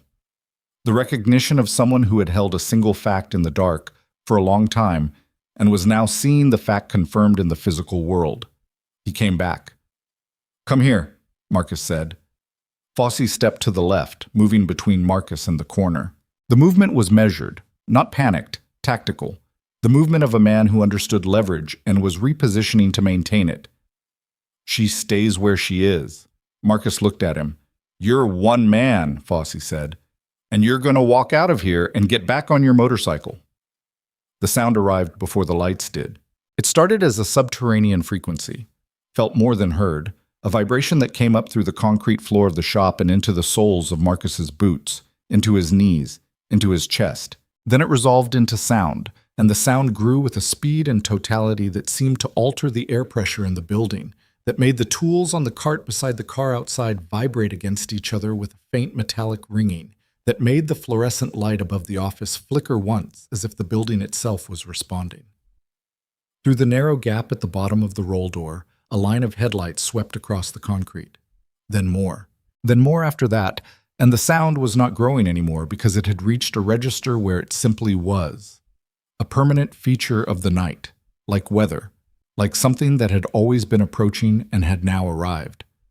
Gerald Fossey turned toward the roll door. He turned back to Marcus. Something in his face, for the first time, had lost its architecture. The authority from position expression, the one his son had worn, the one Marcus had watched Chad Fossey lose in the clearing, came apart, and what was underneath it was older and smaller and recognizably human and afraid. "How many?" Fossey said. "Enough," Marcus said. The same word he'd said to Paulette Webb in the parking lot, carrying the same meaning it had carried then. Not a number, not a threat, a fact, more than you planned for. Outside, a Harley came to a stop close enough that its engine vibration was tactile through the wall. Then another. Then so many others that individual engines became impossible to distinguish, and the whole exterior of Mercer Auto seemed to hum with accumulated presence. Marcus looked at Ivy. "Come here, sweetheart." The word came out naturally, without decision. The same word Curtis had used in the diner, weaponized with false warmth, and in Marcus's mouth it was just a word, just a direction given gently to a small person who needed a direction. He hadn't planned it. He didn't examine it. Ivy unfolded from the corner. She stood up. She crossed the office floor with that careful, self-managed movement, skirting Gerald Foss's position without looking at him, with the particular practiced invisibility of a child who had learned that not drawing attention was a survival skill. She reached Marcus and stopped beside him, and he felt her hand find the side of his leg. Not grabbing, not clinging, just touching, the way you touch a wall in the dark to know where you are. He put his hand on her shoulder, lightly, present. Curtis Mercer was looking at his stepdaughter with an expression that Marcus would think about later. In the motel room, in the particular sleepless honesty of 3 a.m. Not the expression of a monster. Marcus had looked at monsters and knew their faces. The expression of a man who had made a series of choices and was looking at their sum and finding, too late and in the worst possible moment, that the sum was not what he'd intended. It was a wretched expression. It was also insufficient, and Marcus filed that fact away separately from the wretchedness. The side door opened and Boone came through it. He took in the room in one sweep, the positions, the faces, the phone in Fosse's hand. He positioned himself at the door without being asked. 30 seconds later, red and blue light strobed through the gap at the bottom of the roll door, mixing with the headlights and the floodlight into a wash of fractured color that moved across the ceiling of the bay like something restless. Car doors. Voices. Multiple. Official. The controlled volume authority of people arriving with warrants and protocol, and the specific energy of a federal timeline that had just been forced to accelerate. Teresa Mack came through the side door in a vest with 3 letters on the back that Marcus had been waiting to see for the entire length of this night. She was 40-ish, sharp-faced, with the bearing of someone who had been running toward this room for 3 years and was now here and was not slowing down. She looked at Marcus, at Ivy, at Fosse. She looked at Fosse for a long time. "Gerald Allen Fosse," she said, "you are under arrest." The next 40 minutes happened around Marcus rather than to him. Federal agents moved through Mercer Auto with the practiced efficiency of people executing a plan that had been revised at speed but not abandoned. Curtis Mercer sat on a wheeled stool in the main bay with his hands on his knees and said nothing while a woman Marcus didn't know spoke to him in a low voice. A paramedic arrived, someone must have called one, and offered to look at Ivy, and Ivy looked at Marcus first before she agreed, which was the kind of thing Marcus did not let himself think about too carefully while it was happening. He stood outside the side door in the night air while Granton assembled itself around Mercer Auto. They lined both sides of Calder Street. The bikers, 240 of them, standing at their machines in the dark with their engines off, leather and denim and silver hardware catching the red-blue strobe of the federal vehicles. Not a wall of aggression, not a mob, something else, something that had a different name. The name for what happens when 240 people who have been failed by or excluded from the normal structures of society stand together in disciplined silence as an act of witness. No screaming, no fists, no theater, just presence. Enormous, undeniable, collectively patient presence. Granton had come out to watch. Not in the way of crowds that come for spectacle. In the way of a town that has been pretending not to know something for a long time and is now being asked, by the simple weight of what is in front of it, to stop pretending. Porch lights on, faces in windows. A few people on the sidewalk, arms crossed, saying nothing. Darlene was there. Marcus saw her from the doorway, standing on the sidewalk 200 feet away in the clothes she'd been wearing at the diner, like she'd walked here directly without going home first. She was watching the federal agents move in and out of the shop, and her face had the expression of a woman who had called a county line 11 months ago and gotten nothing, and was now watching what happened when nothing got called out for what it was. Gerald Fosse was walked out of the shop in handcuffs at 11:42. He walked with his spine straight, and his chin level, and his face holding on to the last available remnant of the posture he had maintained for 30 years. The posture of a man who belonged, who had standing, who was owed deference. He walked through the gauntlet of engines and leather and scarred faces, and he did not look at any of them. But Marcus watched him slow, involuntarily, by one step, when the weight of the silence reached him.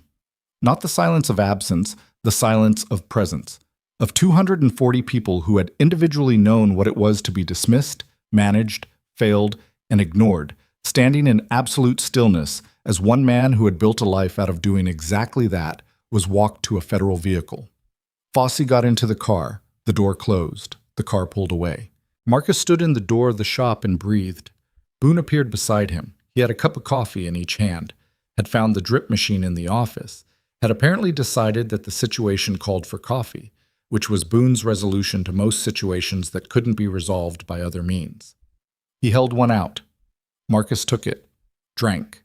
It was burnt from sitting too long on the element, and it was the best thing he'd tasted in 12 hours. They stood together in the doorway and drank their burnt coffee, and neither of them said anything for a while. "Danny?" Marcus said finally. "4 stitches. He's annoyed about it. He'll live. Longer than he should, probably." A pause. "Calvin's gone. He rode out around 10, left a message with one of the Cookville guys for you." "What did it say?" "Said he was sorry, said he knew that wasn't enough." Boone looked at the street. "He's right on both counts." Marcus drank his coffee. "What happens to Calvin?" Boone said. Not pressing, just naming the thing that needed to be named eventually. "I don't know yet," Marcus said. "Not tonight." Boone nodded. Filed it. Inside the shop, the paramedic had gotten Ivy to sit on a low toolbox near the wall and was working with the patient, unhurried gentleness of someone who knew how to be near a frightened child without making the fear worse. Ivy sat with her hands in her lap and watched the paramedic with her pale blue eyes and answered questions in a voice Marcus couldn't hear from the doorway. She looked, from this distance, extraordinarily small inside the oversized hoodie. She also looked, for the first time since Marcus had seen her, like something had released its grip on her shoulders. Not all the way, not permanently, but by some fraction of a degree that was visible in the set of her spine. Teresa Mack came and stood beside Marcus in the doorway. "Chad Fossey," she said. Not a question, not an accusation, just a name placed in the air between them. "He's in the clearing off County Road 7 with a federal agent babysitting him," Marcus said. "He told me his father called it managed every time."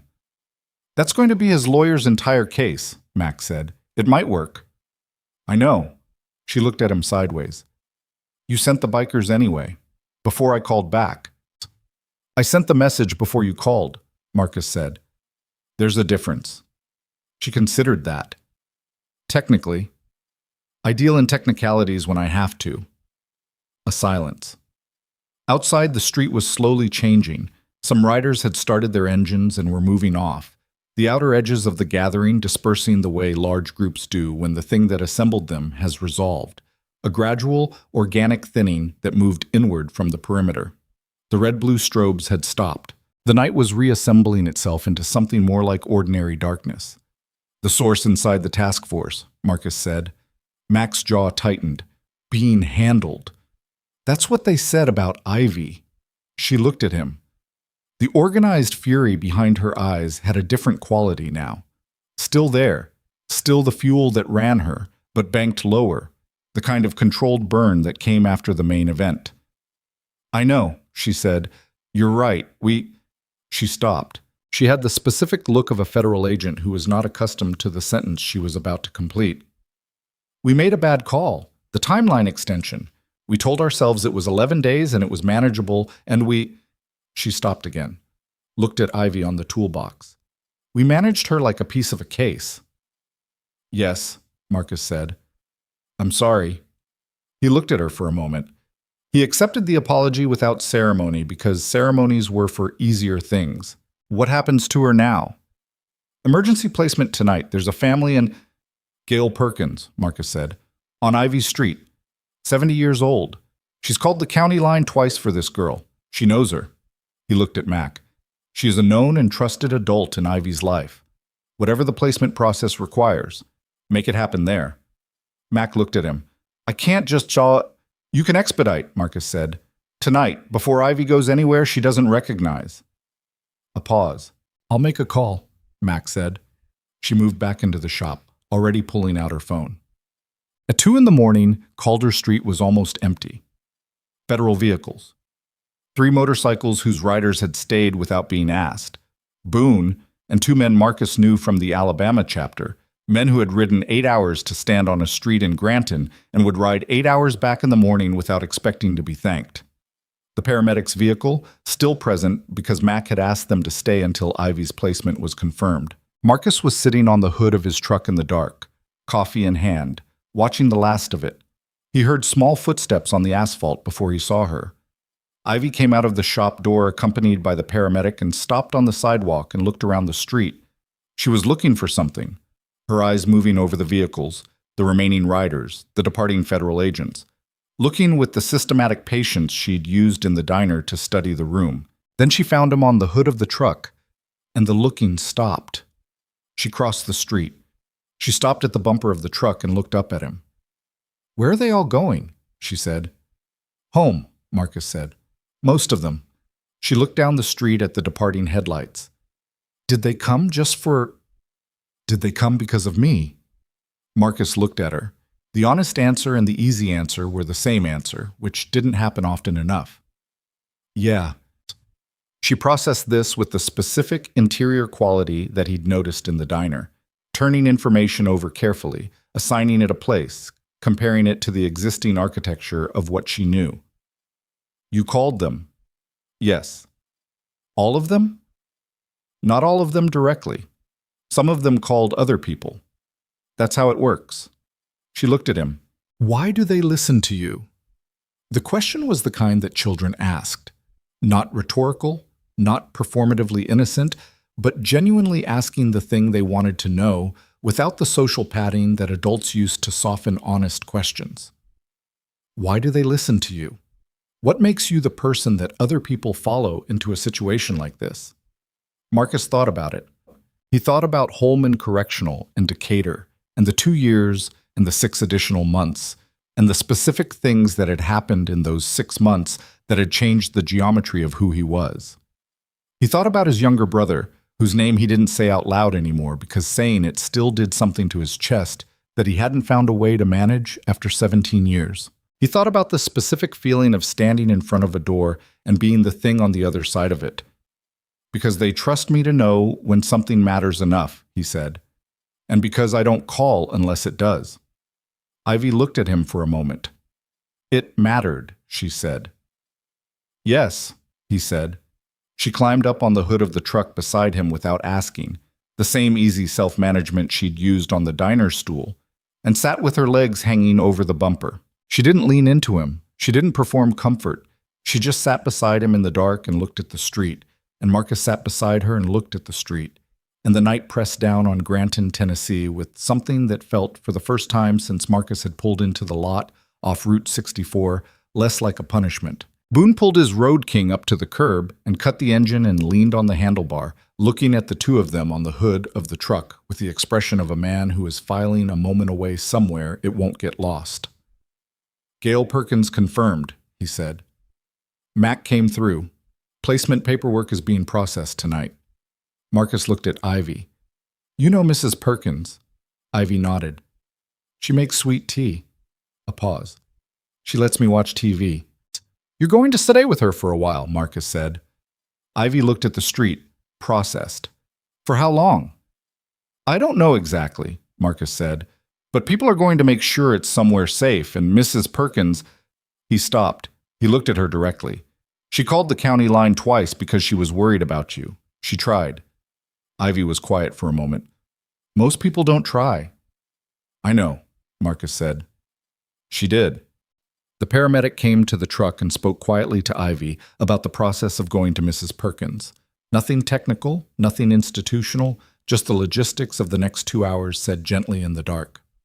Ivy listened with her hands in her lap and her pale eyes steady and her jaw set in the particular way that Marcus had been watching all night, the way that said, "I am listening and I am managing and I am not going to fall apart because falling apart has never been available to me." She got down from the hood of the truck. She stood on the asphalt and looked up at Marcus. "Are you going to leave?" she said. The question sat in the night air. Simple. Enormous. Carrying inside it every version of that question that every child who has learned that adults leave eventually asks when they find one who hasn't left yet. Marcus looked at her. He thought about the specific architecture of honesty, what it was able to carry and what it wasn't, the difference between a truth that helped and a truth that simply named a wound. He thought about what she needed, which was not a promise he couldn't keep, and not a comfortable fiction, and not the specific cruelty of a man who says, "I'll be here," and then isn't. "I'm going to ride out," he said. "That's what I do." He held her gaze. "But I'm going to know where you are. And if you're not okay, if anyone who's supposed to be watching out for you isn't watching out for you, you need to find a way to tell someone you trust, because what you did in that diner was the bravest thing I've seen in a very long time." She looked at him. "What I did was scared," she said. "Yeah," Marcus said. "That's what brave is." Something moved through her face, so not a smile, not quite, but the precursor to the possibility of one. The expression of a person who has been shown something they haven't seen before and is holding it carefully. She put her hand out, small, serious, extended. In the way of someone who has learned that handshakes are the honest version of the gestures adults usually make. The hug that costs nothing, the casual "see you later" that means something else. This was the version that meant what it looked like. Marcus took her hand and shook it. "Okay," Ivy Mercer said. She turned and walked with the paramedic toward the vehicle that would take her to Gail Perkins's house, and her pale eyes didn't look back, which Marcus understood was not coldness, but its opposite. The courage of a child who had learned that looking back too long was a way of keeping yourself in the place you were trying to leave. He watched the vehicle's taillights until they turned off Calder and disappeared. The diner on Route 64 was open at 6. Marcus knew because he'd been parked in the lot since 5:30, engine off, watching the lights come on inside through the rain-streaked glass, Darlene arriving, the kitchen lighting up, the closed sign turning in the door to open in the thin early morning gray. The storm had passed some time after 3, leaving the air washed clean and the parking lot gravel dark with water and the Tennessee sky above the highway a pale translucent blue that looked freshly made. He went inside at 6:10. Darlene looked up from the counter and looked at him for a long moment and didn't say anything for a while. Then she set a mug in front of booth 9, not the counter, and looked at him once more and went back to the kitchen. He sat in booth 9, the booth where it had started. The dim corner where a 7-year-old girl had sat alone with her hands folded and the terrible patience of someone who has learned to wait for nothing and had decided on one August night, for reasons Marcus would never fully know, to say the thing out loud to the scarred man at the counter who looked like he might be able to hold it. He drank his coffee. The diner filled slowly, early shift workers, a trucker, an older couple who sat at the counter and ordered eggs without looking at the menu. Ordinary morning. The television showed local news on mute, the captions running. He watched his own name appear in the text crawl. Biker group, federal investigation, Granton arrests. And looked back at his coffee. Boone came in at 6:45, slid into the booth across from him, took the second mug that Darlene had apparently anticipated, and sat across from the first. They sat. "Danny's riding out this morning," Boone said. "Says to tell you something, but won't say it to your face because he thinks it'll make him sound sentimental." "What is it?" Said the last time he felt like something actually worked the way it was supposed to work was a long time ago. Boone drank his coffee. "I'm conveying, not endorsing." Marcus almost smiled. It was the closest he'd come to it in 2 days. "Tell him I heard him." The morning light was doing something to the diner windows. The early sun catching the rain-streaked glass and breaking it into small prismatic fragments that moved across the floor as the light strengthened, slow and deliberate and unconcerned with anything happening in the room. Marcus watched the light move. He thought about Calvin Strait, riding somewhere on a dark highway, carrying a sorry that was true and insufficient. He thought about what came after insufficient sorries. Not forgiveness as a sudden event, but as a long process of demonstrated change that might or might not arrive.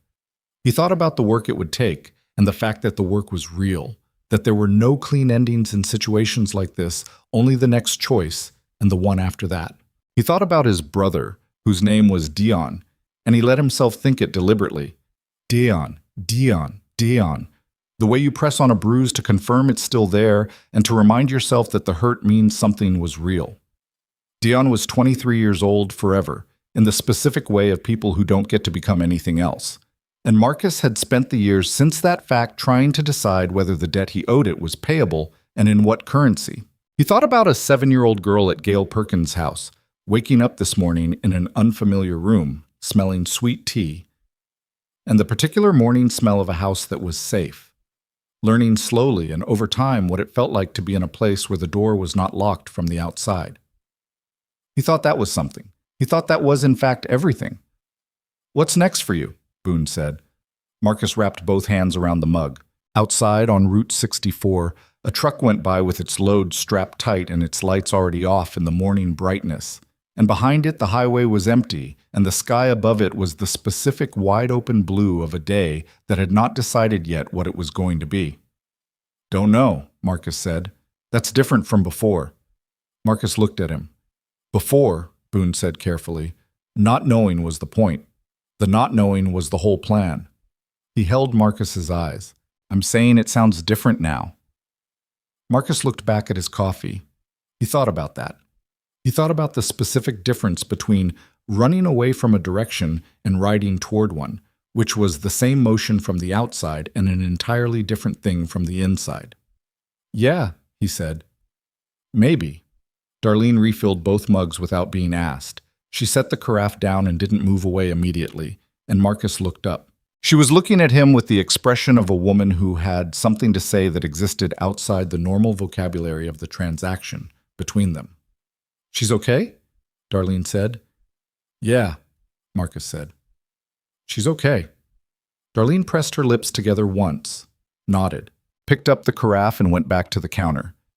And Marcus watched her go and understood that the county line call and the 11 months of silence and the clipboard visits and the defeated wretchedness of what am I supposed to do had all just been, in some small and insufficient and very human way, answered.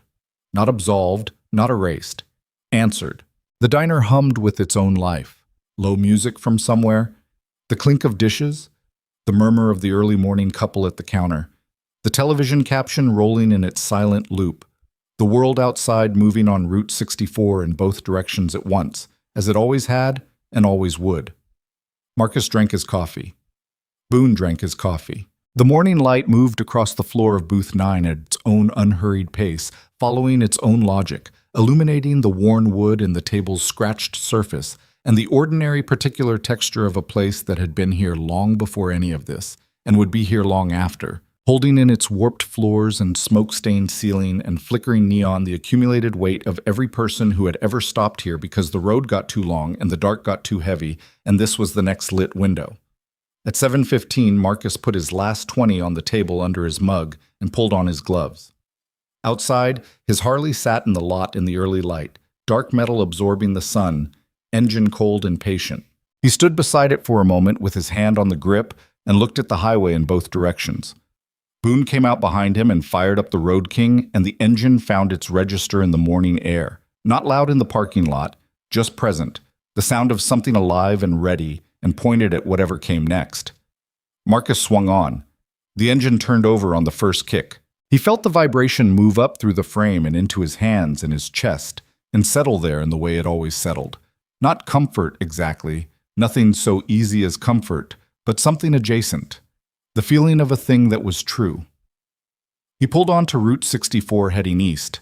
Behind him, the diner's neon sign buzzed in the morning light, barely visible against the brightness, its red glow pale and persistent. The parking lot gravel was still dark with last night's rain.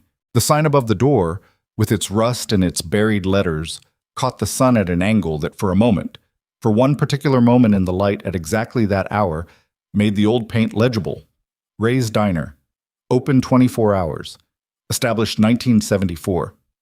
It had a name, after all. Marcus rode east. The road opened up ahead of him, long and flat and early morning empty, and the Tennessee sky above it was the kind of blue that didn't ask anything of you, that just was, enormous and clear, The same sky over every county and every courthouse and every small room where a child waited in the dark for something to change. He rode toward it. He didn't look back, not because there was nothing behind him worth remembering, but because some things, the ones that actually changed you, didn't need to be looked at to stay with you. They were already inside, already riding,